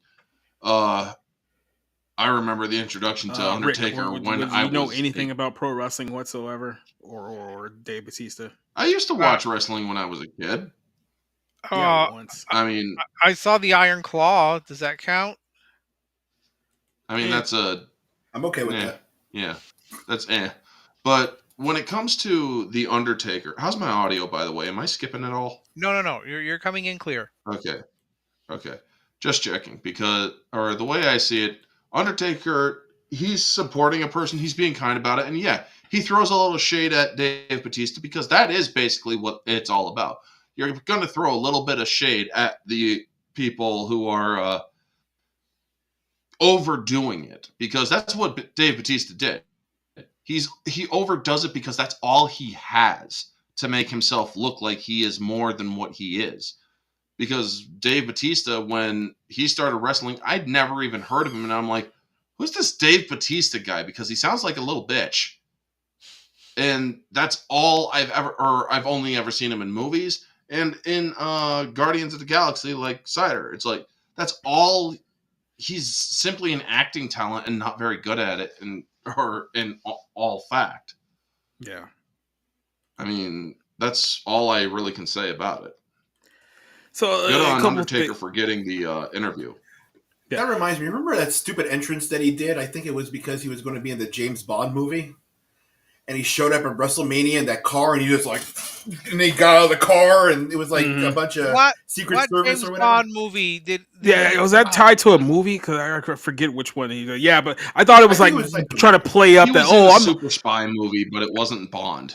Yeah, no, I think that was just him trying to play up and then, oh, mom, I'm a big Hollywood big shot now. Was it Junior? I'm not Blue Tista like I was last time when I came around, right? Bautista. What Yeah. was that? So Was that here's Vancouver? the history of Batista just real quick, and I answered Niazo's question. Like Batista came on around like 2002, 2003. He was already a pretty older guy when he first started like training wrestling. He was already like 35 and he was in OVW. So they had him in a position where it's like, hey, if we're gonna do anything with this guy, it has to be now because he doesn't have that much time left anyway, right? So they ended up pushing him around the same time that like guys like Steve Austin and The Rock and Goldberg had all left and Brock had left. So it's like, okay, we're gonna run with John Cena on one show and Batista on another show, and that's where we're gonna run Raw, or run WWE for the next 5 years. So he had a big part. What?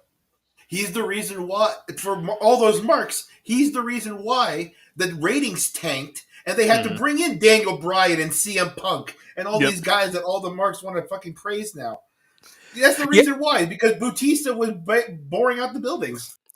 So he was on top for like the late 2000s, and then like I said, around 2011, I think it was, is when he decided he's going to quit and try to be an actor, and it didn't go very well the first couple of years. So he tried to come back to WWE, and that run didn't go well at all because nobody wanted him back, and then he ended up just like up and quitting. So the whole evolution thing failed. Then Guardians of the Galaxy came out. Then everyone in Hollywood acted like, "Oh my God, Dave Bautista! This guy's a great actor. He's the best wrestler turned actor ever." So then he came back for like one match a few years ago at like a big Hollywood like hot shot here. But that's essentially how we got Dave Bautista. Jim Cornette.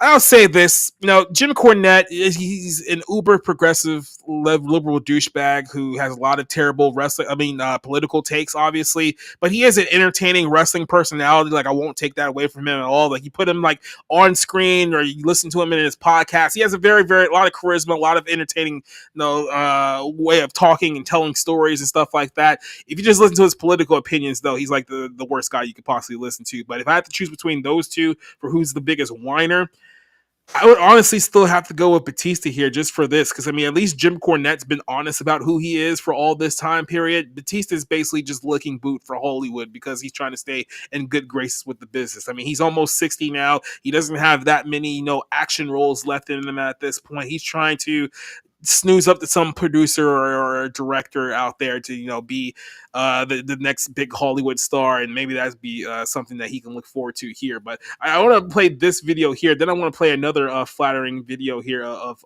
Blue Tista here. But let's play this just here for a second. So this is literally just Undertaker and Trump just talking about their experiences at WrestleMania in 2007. That was when Trump was in Detroit facing off against Vince McMahon.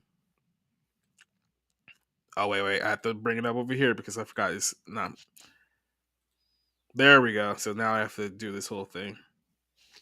There we go. Now it's looking. We had the Battle of the Billionaires, and that was with Vince and me, and we each had our wrestler. He had Umaga. Yeah, Umaga. We had two good guys, and they wrestled, and fortunately my guy won, and the loser had the hair shaved. I said, I don't want to have my hair shaved.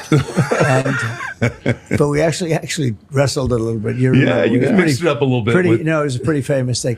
But I think it has your all-time record for pay-per-view buys. For everything. Yeah, it was a huge event. You went down just before me, and the entrance into the ring is the greatest entrance into any arena that I've seen. Okay, and I don't think it's going to even be topped. The whole thing of the music, the whole deal, and by the way, he's a dynamic guy. When he does this, he's very, slow and easy, and so you're supposed to act. Well, you're supposed to be a dead man, so you're acting sort of dead. Yeah, and it's one of the greats.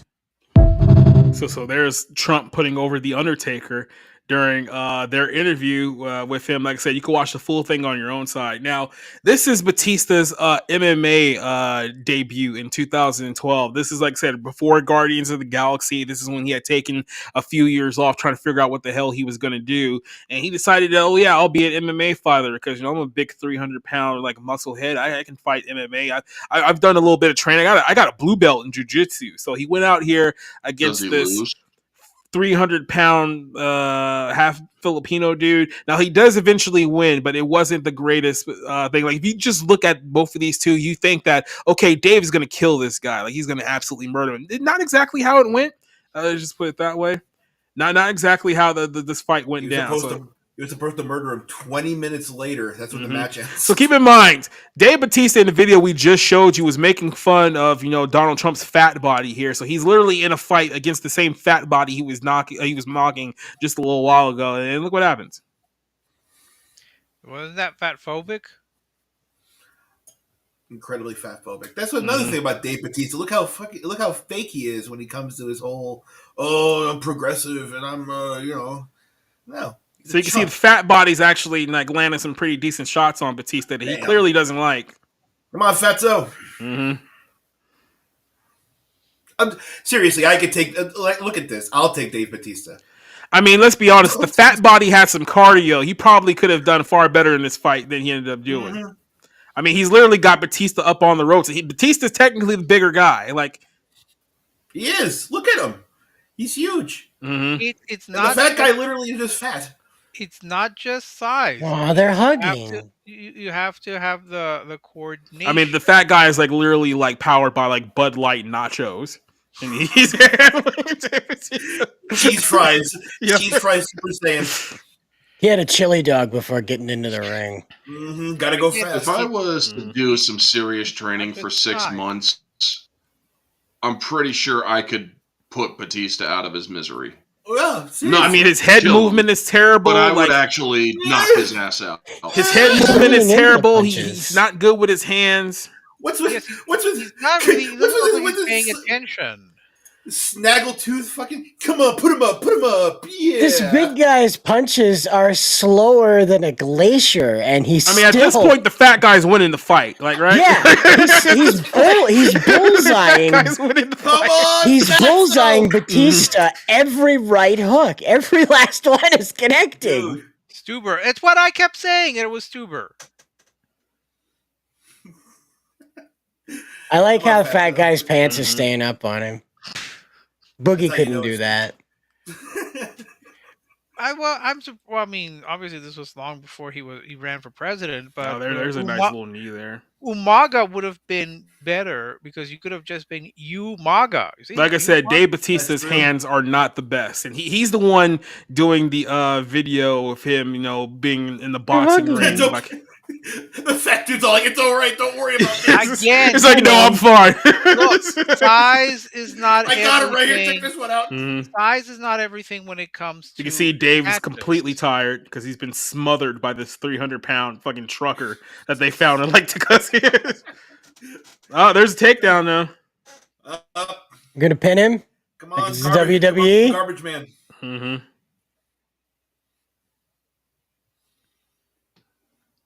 Pretty sure a hard elbow to Dave Bautista's head would have probably put him out of his. In all honesty, a clean punch probably would have finished this fight a long time ago. I know how the fat guy feels because he's now cramping in his shit. Yeah, he's slapping in the face. One of those fat guy cramps while you're in the middle of a fight. And a lot of people don't realize cutting figure. He's pulling the shorts off of him. Well, people don't know.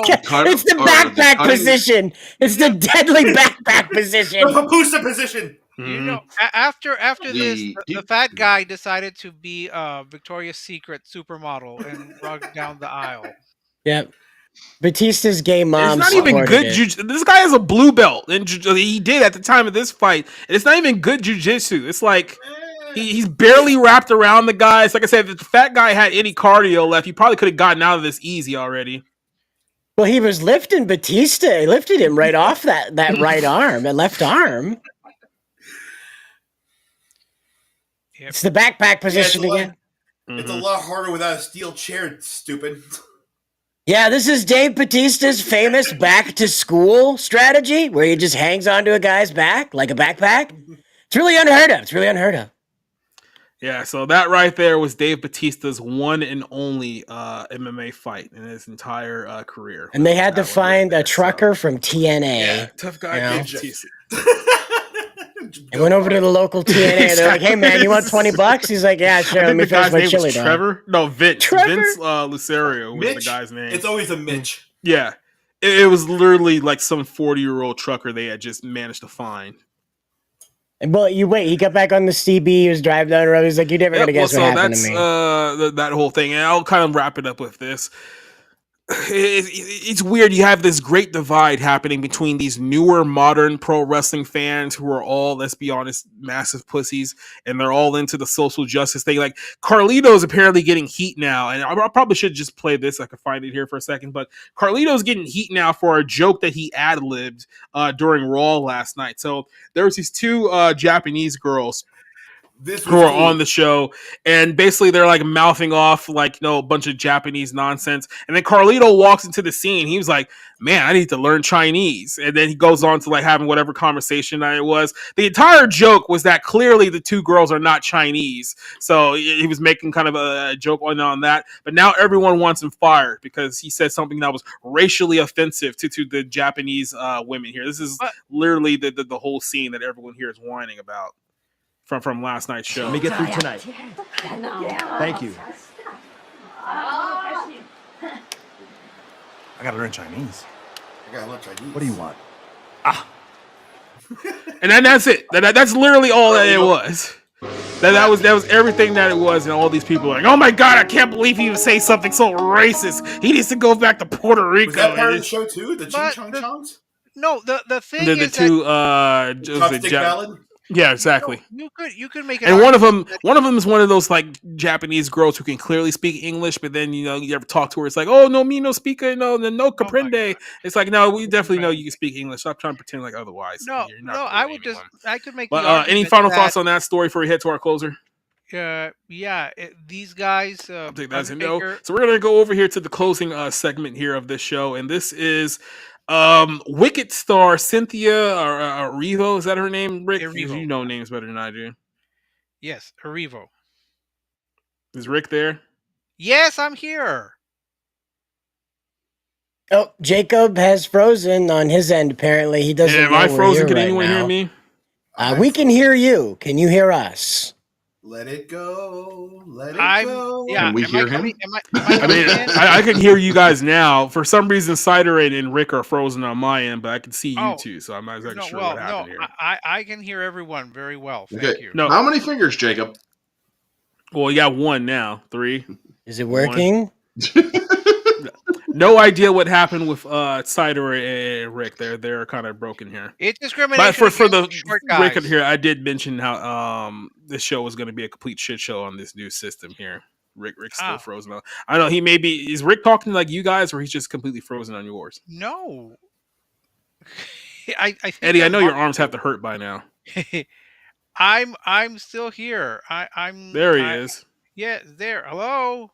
Hey, Cider. Hi. Can you hear me now? Yeah, we can hear you now. Well, was I the only one who couldn't hear you, or was it just frozen for everyone? Just you. Yo nunca tuve problemas. Wow, this froze so hard he started speaking Spanish. Holy shit! He started going to Desi Arnaz mode. Ya era tiempo, qué bueno, ya. There. Batista's trying to kill the stream. Absolutely. Bautista. Yeah, well, we got Rick.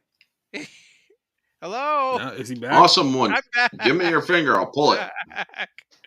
Yeah. Okay. So apparently Rick is frozen for everyone else. So you might need to. No, I can hear Rick just fine. I hear him in the back even. Wow. I just keep saying that I'm on stage. You might need to refresh Rick in order for him to hear you because he can hear me now after I refreshed. So it's a neat new platform. It's so neat. Yeah, it's super great when you. It's a shit show right now, folks. I did tell you guys at the very beginning of the show that this would be an absolute shit show.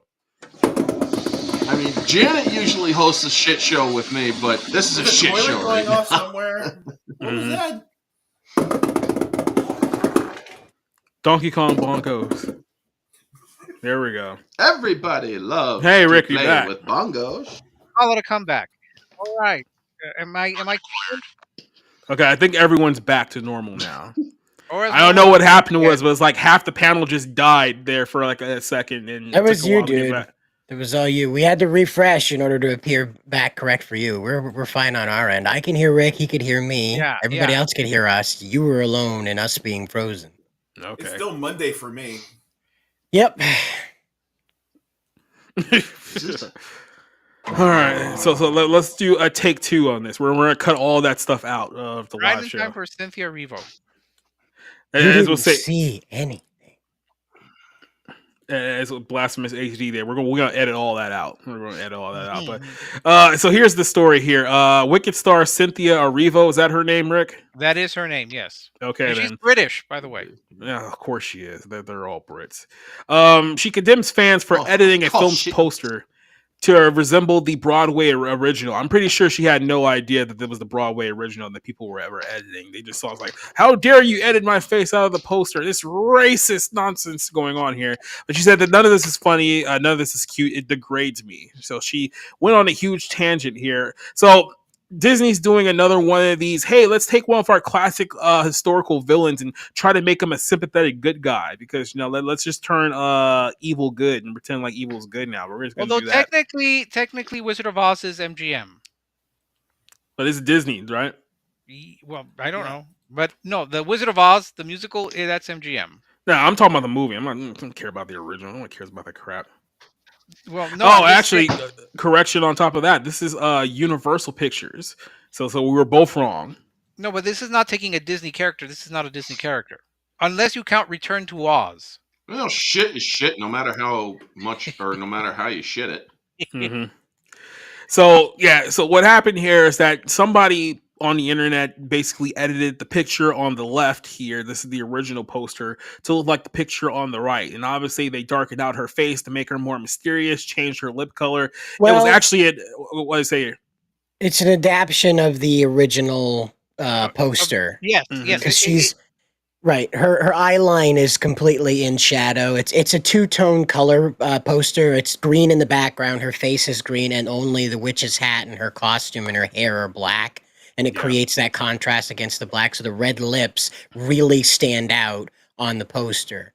And well, on the book cover. And that's the whole point of it. And so this is meant to be the poster on the original one before it was photoshopped was meant to be that cover that we see for the book and the poster for the Broadway show. However, the one on the right is more accurate to that. Yes, exactly. Exactly. All right. So she was obviously very upset by this now. But just real quick, have anyone seen her in anything that you would consider to be good? Yes. I didn't even know who she was. Yes. Well, which one did you say, Rick? Who the fuck is she? I actually liked Harriet, which is the biopic on Harriet Tubman. I actually liked it. I liked her in it. I liked the song that she was nominated for. So other than that, I don't think I've seen her in anything that was good. I mean, she was the fairy queen in the remake of Pinocchio, the one with Tom Hanks where he can't sing. Yeah.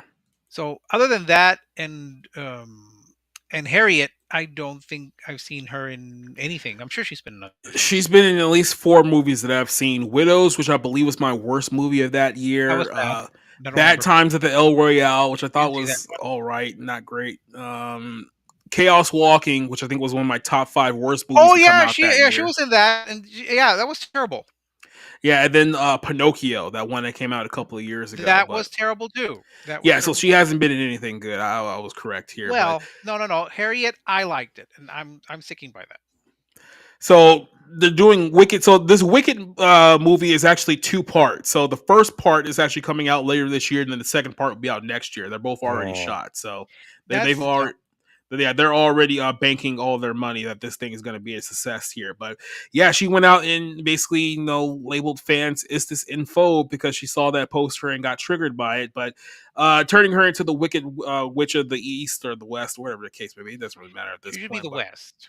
Yeah, so Wicked in Mexico fans, I guess, was where this originated from, because this is kind of Yeah, so Mexico. Blame the Mexicans. That's all we have to do there. But fans produced an AI video of the poster leading to the two actors fighting, while the others took their editing skills to mock Herbal's anatomy, which I don't know if that means here. We'll talk about that in a second, though. Then the actress herself went in there and basically lambasted all of these people, saying that the actress broke out of all out rant. None of this is funny. None of this is cute. It degrades me. It degrades us. The original poster was the illustration. She argued, I'm a real life human being who chooses to look right down the barrel of the camera, the viewer, because without words, we communicate with our eyes. Our poster is an homage, not an imitation. To edit my face and to hide my eyes is to erase me, and that is deeply harmful. So this is her reaction to what she sees here, and this is literally the poster that costs like so much, being upset and stuff like that. So people started pushing back about that. It was like, obviously it was a homage to another poster, another original fan art. They said here it wasn't meant to be offensive to her. I'm pretty sure that wicked Mexico of Instagram wasn't trying to be like, yeah, you know what, I'm gonna edit this person out because she's black. Like, I'm pretty sure that's not what happened here at Well, all. no, I'm sharing it right here. This is the Ciders thing here. This is from the official Broadway show, music from the Broadway show, and this was the official album cover for that, and is based on the Broadway show poster. The reason why I chose is because it's more defined than the actual poster. The album cover is more defined. You can see where they based this off of. It's the white witch whispering into the ear of the wicked witch. Yeah, and that's where the red lipstick comes from. Mm-hmm. Yep. So there was actually a method to the madness. What you're saying there? Yeah, they were true and honest Wicked fans, and she was not, and decided to do what Suki did when she was called a musician. Commit Sokapu? You remember what Suki did, right? No. You didn't see that? Oh, No. Hold on. No, Do you even know who Suki is? Ugh. Is that from Sounds like True an Blood? anime character. Oh boy. No, I'm thinking True Blood. No. Right? No, That's she's the only a Suki singer. I know. She's a singer, and she didn't understand something, and it's hilarious. Hold on.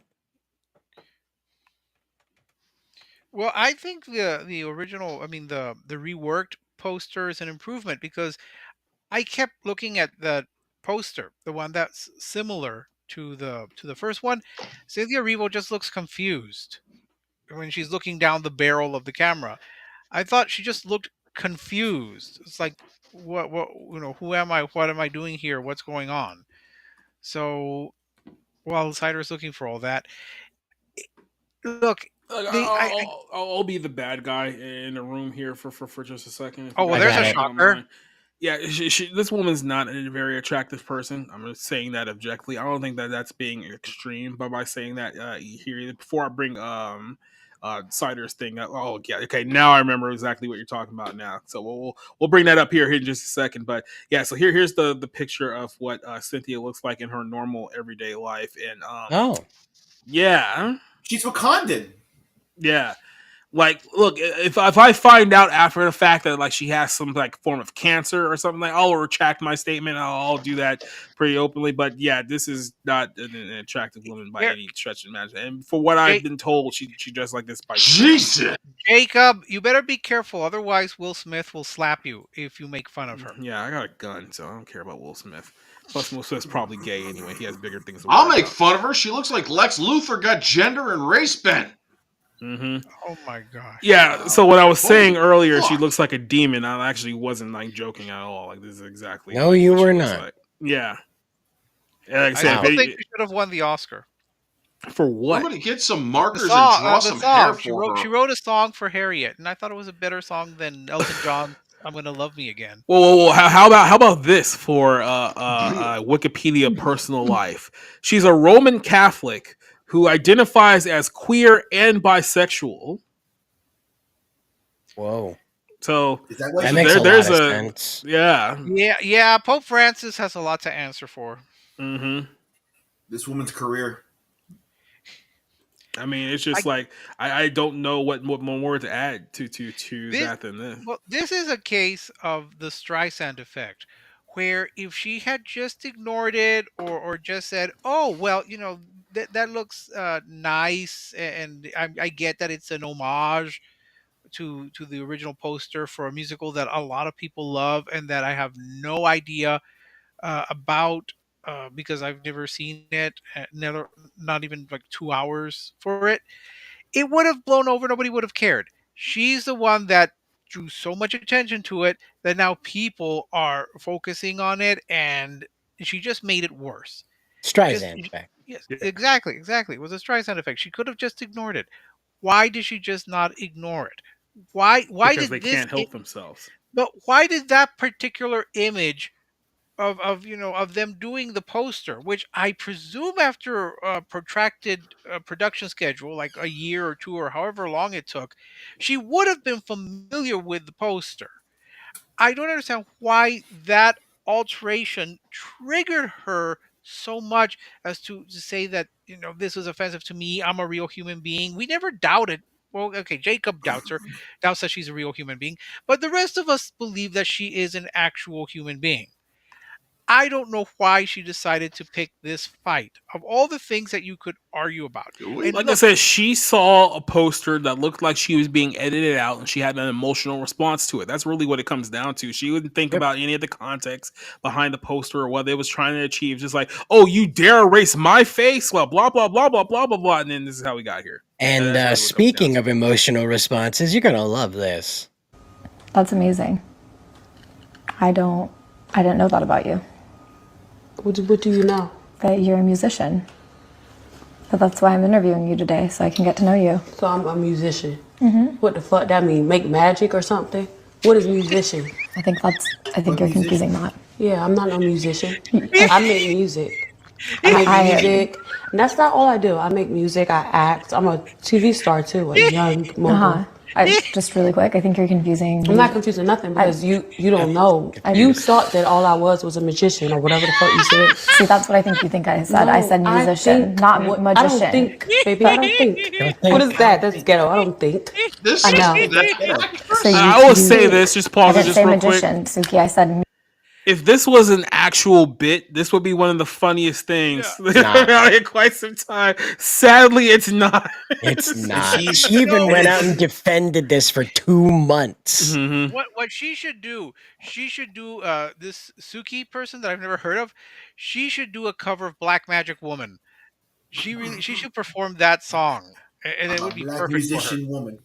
She's a black magic woman. I'm a black magic woman. She'd love I'm a that. black musician. She'd never see the irony in it, though, Rick. That's the terrible part. She'd never, ever, ever see the irony in it. Okay, look, This goes on for another 20 seconds. We could get the sense that maybe she misheard, and she misheard magician for musician, but she just kept going, and she says, I'm not a musician. Rick. I make music. Right. Rick, she's not Billy Joel. She's not Stevie Nicks. It's a lack of self-awareness and an ability to double down. Like that's literally like what it was. Like she was even trying to save her multiple times. No, baby, I do music. So you just really quick for the record, could you say you don't think you're a musician? Not none of that. But then after that, you just said I do music. Yeah, I do music. So in other words, you're a musician. No. You see, no. I agree with Jacob. If this was like some sort of comedy bit where she pretends to be so dumb as to not know, When she pretends to be retarded. Yeah, then it would be hilarious because That's it would the be joke. it would be some sort of like some sort of almost SNL skit. yes, but Right. if she genuinely believes that a musician is someone that is like gets sawed in half, then she is the dumbest woman outside of our next president.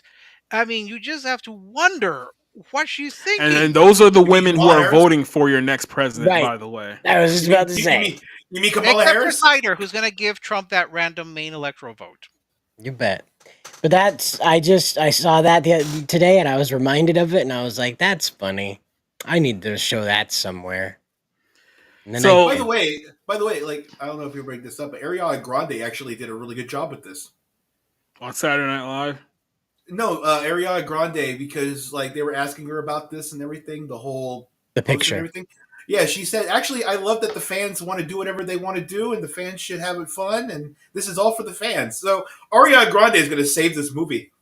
Well, Yeah. By the way, this is a movie that has $150 million production budget. So yeah, yeah, it's it's not. probably not a good idea to start pissing people off And before it's the the movie comes first out. part. Right. You have to remember, this is the first part of a two-part film. For some Yeah. inexplicable reason, you're going to make a musical that's going to be a part one. This is presuming that you would get enough people. The show is probably about 2 hours long, the actual Oh Broadway. my god. And now they're going to make a movie that's about 2 hours long that's supposed to cover what? The first half? Oh, this has to be way more than 2 hours for the movie. Unless they throw in original songs to get Oscar consideration.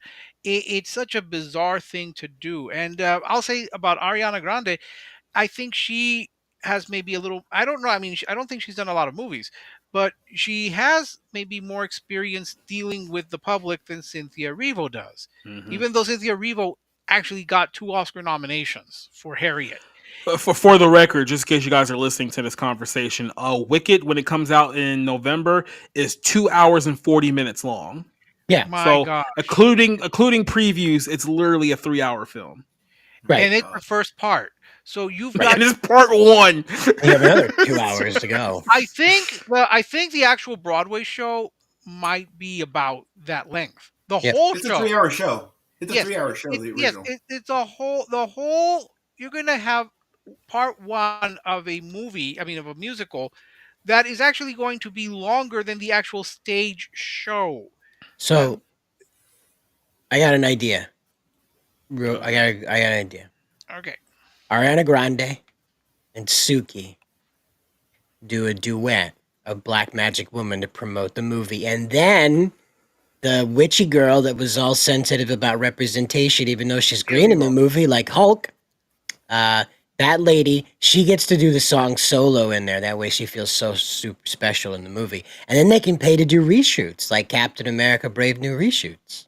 Look, if Cynthia Erivo had any sense to her, or if her team had any sense to her, she would actually come out now and just spoof this. She would just laugh about it. She should go on Saturday Night Live like Ariana Grande did, and just make fun of all of this and say, "Hey, you know what? I have a sense of humor about this. I realize that No, I got it. Okay. It's perfect, Rick, right? So she goes on this SNL. She rides onto screen on a bicycle dressed up as the Wicked Witch. She looks at the camera and she goes, "I'll get you, pretty, and your Photoshop subscription, too." Yes. And then rides off on stage. Exactly. Yeah, exactly, right? Yeah. Look, at this point, the best thing for her to do, Cynthia Erivo. I thought it was funny. Whatever. It is. It is. I thought it was funny too. The best thing for her to do is just to make light of it now and just laugh. By her going on this Twitter rant or Instagram or whatever she posted this on, she shows herself to be prickly, humorless, almost A arrogant. twat. I think the word you're looking for is a twat. Well, mean, kind of narcissistic and foolish. She should have just, like I said, she should have let it go, or she should have said, "Oh, well, this is a nice piece of art, and yeah, I love that." She could have turned it into a positive and said, "I love that the Wicked fan base is so strong and so passionate about it. We're going to go out there and we're going to try to honor the spirit of the original show that you all love."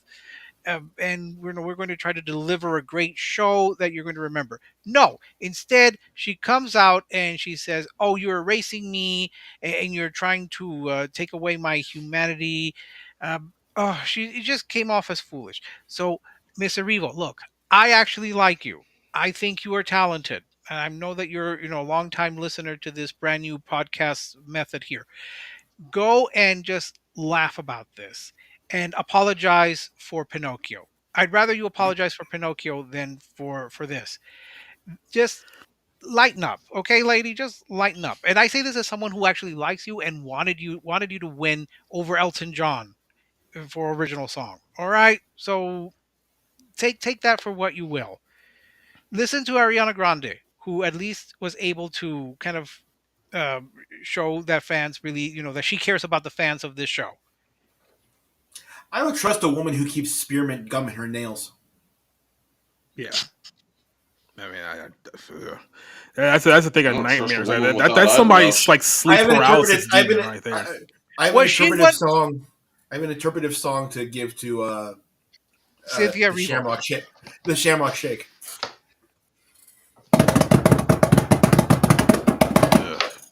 You know, Kill the white man. The Shamrock Shake. Shamrock Shake is Michael J. Fox's special dance on St. Patrick's Day. well, Waka waka waka. Cynthia Erivo here looks like she was left over from the Paris Olympic opening game ceremonies. Yeah. Orange, what's your take on the Cynthia Erivo demon picture thing, lady, it, creature? Well, my take is I don't trust any woman without eyebrows. First off. Secondly, I can't say exactly what I want to say because, well, this stream would actually be canceled because, well, She looked like she fell from the ugly tree and hit I'm every not going to branch say on the it, way down. but she looks like That's why she's she's green. devolved. Devolved. Let's just say that. Without proper hair structure to her face and whatnot, she looks like she is devolved. That is all I will say because if I go any further, She looks you'll like get one of those canceled, like and I don't want Pokemon in the that. video games when it's about to like evolve, and then you press the B button, stopping it halfway. Pretty much. But but as for her bitching about the poster, woman, fucking lighten up. You did not lose any identity. You did not lose any part of yourself simply because somebody took a poster, went to Photoshop, did a little shading, added a little red lipstick, and maybe tweaked your smile just a tiny bit because, well, I'm sorry, you are not that desirable. And yes, the Wicked Witch was never meant to be desirable. That is the whole point of her character. She is rather ugly. They should have added a wart on her nose and maybe given her a Gandalf nose just to, sell it. But then again, she really doesn't need him because of how ugly she actually is. The point is, if you are so fucking wound up and so fucking butthurt over a damn edit that somebody did with a little bit of Photoshop, get the fucking dildo out of your ass and go outside and touch some grass. Because honestly, you need a little bit of a reality check and a wake-up call and maybe some humility slapped into you because you really do come across as a narcissist, and narcissism just isn't healthy. That's all I'm saying on it. I don't want to say anymore because I can see some. I can see some of Orange points on this. I would just say again, she needs to understand, or doesn't seem to understand. This was not done to be malicious. This was not done to insult her personally. This was done to match the original poster to what they did. Was it Universal? For what Universal did, it wasn't done for any other purpose than just to have it match. Obviously, the Universal poster was meant to echo the Broadway poster. What this person did to re-edit it or alter it is to make it closer to what the Broadway poster was. That's all their intention was.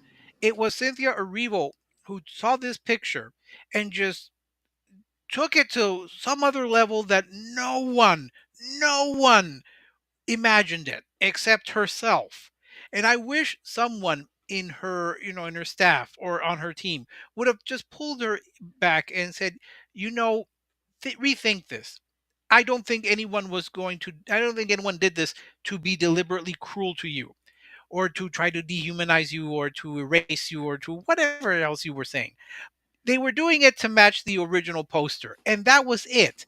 Just ignore it or just thank them for the interest in your movie, but don't antagonize the core audience. I mean, I figure that there are probably a lot of people who are very excited to see Wicked on the big screen because they love the show. I've never seen the show. I know exactly one song from that show, and that's only because some guy on Glee sang it, and I was forced to watch that. So, I really, she needs to kind of pull herself together. The best thing for her again to do is just laugh about it now. As the great Morrissey said, I can laugh about it now, but at the time it was terrible. Just laugh about it and just have a good time with it. Go to your premiere and just say, hey, you know what? I was in character as the Wicked Witch. That was me pretending to be the Wicked Witch when I saw this picture, and I was just channeling her. But this is me, the real Cynthia Erivo, sweet and lovely and charming and goofy and what have you.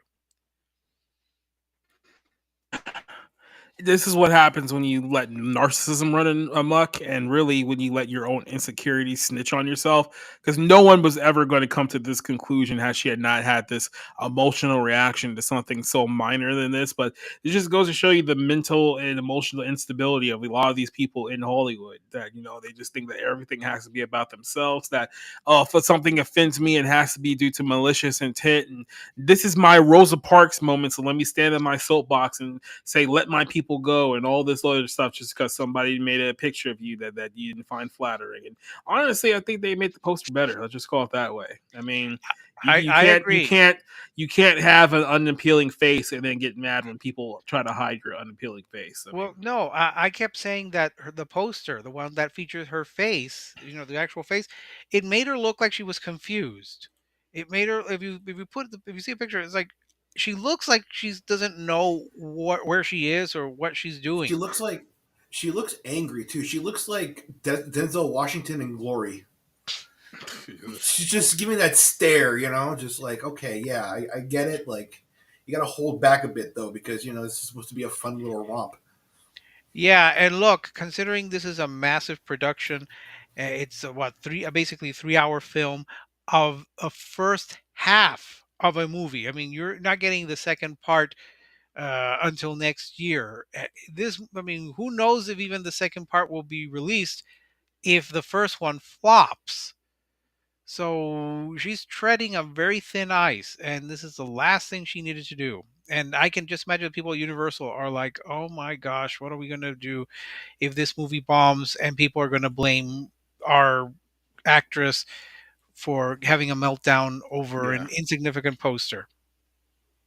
it's only going to get worse from here. Like I said, maybe Leslie is right that there's going to be a lot of wine moms that take their nieces to this movie because it's 3 hours long and it's the Wizard of Oz. Maybe they have some female demographic attached to this that we don't know about, but they are assuming a lot of risk associated to this film here with that kind of budget and the fact that they've already expecting part two to come out too, which means that they're expecting a massive product here. And I mean, she's not a big star, so clearly no one's really going for her. I know they got Ariana Grande on here. Maybe they're hoping that some of her fans go follow her to this movie as well. You've So, got Jeff Goldblum and you've yeah. got Michelle Yeoh in this too. And at the same time, like I said, for a movie that's nearly 3 hours long, and it's not like a Marvel movie or like a major comic book movie, it's very, very hard to get those big box office returns when you have a runtime that's that long to begin with. So this could have the recipe for disaster here, but like I said, it really depends on how much women they're going to draw to this movie when it comes out. But And 1 month from now. I'm pretty sure it'll still be better than I Saw the TV Glow, even though I've never seen that. So, well, I mean, it's the For what lowest it bar is, for cinema this year. for what it is, we're not getting any. We're not getting like usual years. We're not getting any Disney musicals or any of that stuff this year. So this actually has a pretty good chance of just sliding into that little fan base because this is almost gonna. This is like a girls' version of This is like the Christmas version of Barbie almost. This could possibly be if she didn't screw it up that badly. So or maybe she should just appear in a remake of Return to Oz, and maybe that'll make it better.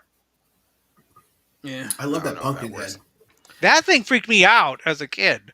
Of course it did. Real quick before we head out of here, just in case you guys were wondering, I know people like Spencer are like massive LA Lakers fans. LeBron James' son, who confirmed cannot play the game of basketball, just checked in with his dad, and they had their first moment together as father and son playing in the NBA. He played 3 minutes. He chucked the one shot, missed the wide open three, and then they benched him. Like literally, he's only played like 3 minutes of the game.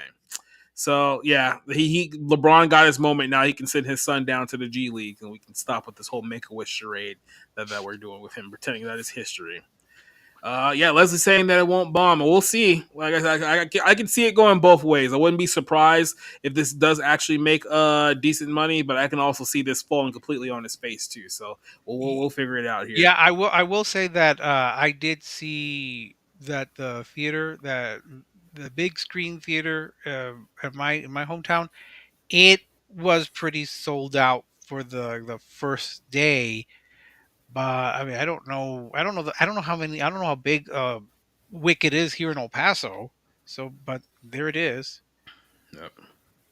Well, this is the time in the show where I give you guys the highlight, and then we can sign on out of here. So we're gonna go ahead and see how this works on this new platform here. That'll probably be the last time I use this one for everything that's happened here tonight. So let's start off with Orange Hat. Yeah, there he is. Orange Hat. What do we got coming up?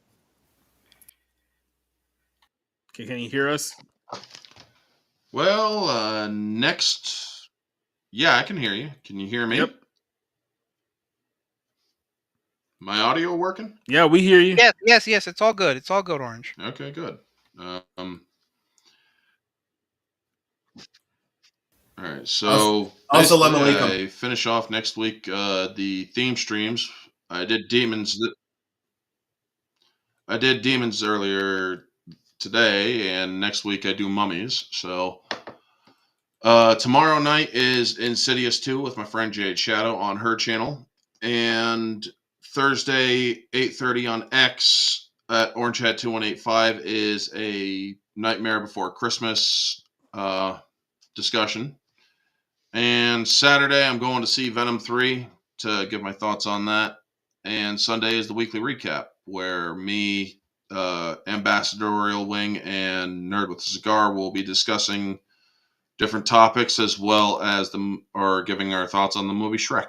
So, yeah. I'm trying to reach 2,000 subs. And if I do reach 2,025 subs before the new year, I'm doing a giveaway. So.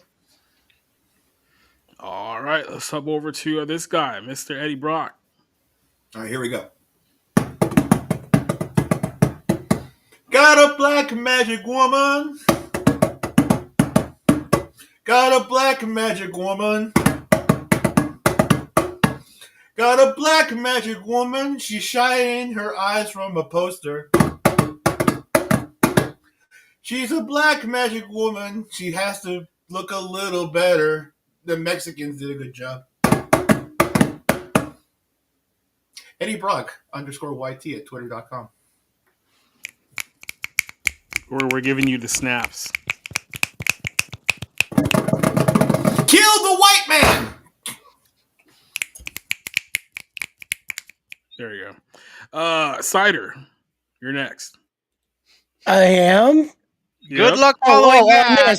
On this. I was like, anyway, bounding YouTube, bounding into comics. That's what I do when I'm not being hunted because I'm white. But anyway, the situation over there is pretty great. Check it out. We're talking about Mass Effect and pronouns now, so look forward to that being a new thing at BioWare. I imagine EA signed off on that one. It's quite a fiasco. That's the word. And also, make sure you tune in to 01 tomorrow night at 9 p.m. We'll be talking about all this crazy stuff going on. And we have bad news. Denny's is closing 150 locations across the country. It could be your local Denny's. Make sure you get soggy pancakes and kind of weird bacon before you can't anymore. They did close my Denny's. It's so sad. Denny's. I love Denny's. Denny's. This guy. I'm now devastated. I'm just thoroughly devastated with the Denny's news, since there's one near my house, not as close as the Whataburger. All right, so what I've got coming up is I'm wrapping up my Mummy retrospective. I've already reviewed 1932, 1959, and 1999. Now I've got 2017, the Tom Cruise version, along with my conclusions. Having assumed that Jacob was going to force me to watch Wicked Part 1, I will be starting an Oz retrospective where I will be reviewing various Wizard of Oz related films, including the 1925 silent version, the 1939 MGM musical, Return to Oz, and the L. Frank Baum biopic Dreamer of Oz, before I watch Wicked, and I had a couple of guys invite me to go see it in the big screen, but apparently they're going to New York to see it on Broadway, so I might have to see it by myself. And just that, just catching up on a lot more reviews for my site, Rick's Cafe Texan or Rick's Texan Reviews, however you can find it. And yeah, that's pretty much it. Since the baseball season's over, I have nothing else to do really, except movies. So there it is. Thank you, everyone. All right. Letting you know what we got coming up on here. Tomorrow night I might not be on 01 because it depends on there's like a big event here coming on with Trump, and traffic's gonna be an absolute nightmare. So it's gonna be a very dodgy situation tomorrow. So I'll let you guys Just go know. to the rally. Just go to the rally. I mean, the problem is that even if I try to go to a rally with the traffic, it'll probably take me like about an hour and 30 minutes to actually get there. It's a whole thing. Just run on top of the cars, dude. It works perfectly fine in the movies. Yeah, just do that one Buster Rhymes video. Just crowd surf the entire time. Exactly. Yeah, car surf. Yeah, car surf. Get a skateboard like Marty McFly. You'll be fine. Yeah. Yeah, go to the rally before he loses Georgia by like 35%. Right? Well, apparently that's what's going to happen. Is that it's going to be the same thing as last time. He'll end up winning the state by like 400,000 votes on election night. Then, in the course of the next week, they just happen to find 410,000 that he loses the state. So yeah, it'll probably be the same thing to happen again. But so yeah, it's 50-50 whether I'll be on tomorrow night. But go check them out anyway. This coming Friday, we're going to be doing Retro Wave at 7 p.m. on Friday. Nerdigans is joining us, and we're going to do a series about the Pokemon manga. So we're going to be talking about the blue, green, and red saga, the very, very first manga series of Pokemon. We'll go into great detail about that one on Friday night. So Nerdigans will be back here for that one. So check us out then. This coming Sunday for the Bible Lens, I'm going to have Spencer and Shagworth here on Friday. We're going to dig deep into biblical prophecy, because that's a topic that I know both of them really wanted to talk about. So we're going to talk about that on the Sunday show at 7 p.m. So those are the guests that we'll have on then. And then next Tuesday night, I'm pretty sure we'll be doing the bar room from the stream that actually works properly. It doesn't lag out and cause all this kerfuffle. Not saying that it wasn't a great stream. I'm just saying that it was basically the shit show that I was suspecting it to be. So yay. Yeah. Well, I mean, you're always going to have these little bumps when you're trying something new. It's like whenever I go on a date, there's always little bumps. I don't think that's like a good thing to find little bumps on your date. That you might want to get tested. Anyway, I just want to thank all of our guys for joining us here. Thank Cider, thank Rick, Eddie, Orange Hat, myself. Obviously, I want to thank myself a lot. All you people here who have listened to this show, we're going to go ahead and hit the outro here. So we'll go ahead and see if this works. If this doesn't completely break down. So until then, I see you guys on Friday night for Retro Wave, Sunday night for the Bible Lens, and we'll see you next week here on the show. Adios, good night, and goodbye. Okay. Oh.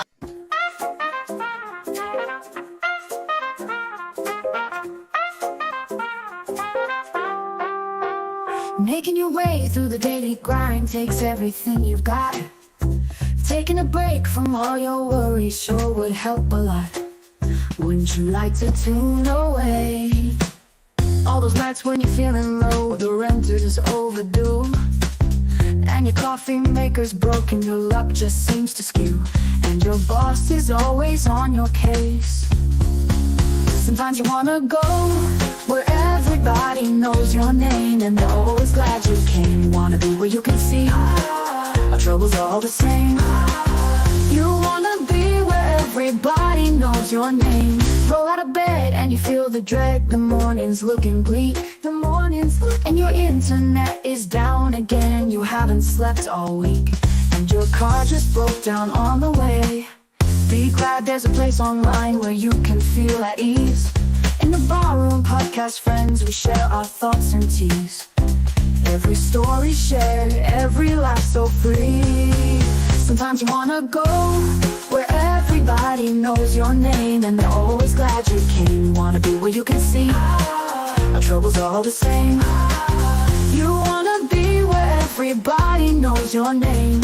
So here's to the moments we all hold dear, in this barroom of the airwaves. days with friends so near. Every story shared, every heartfelt cheer. It's more than just a podcast, it's where we steer. I said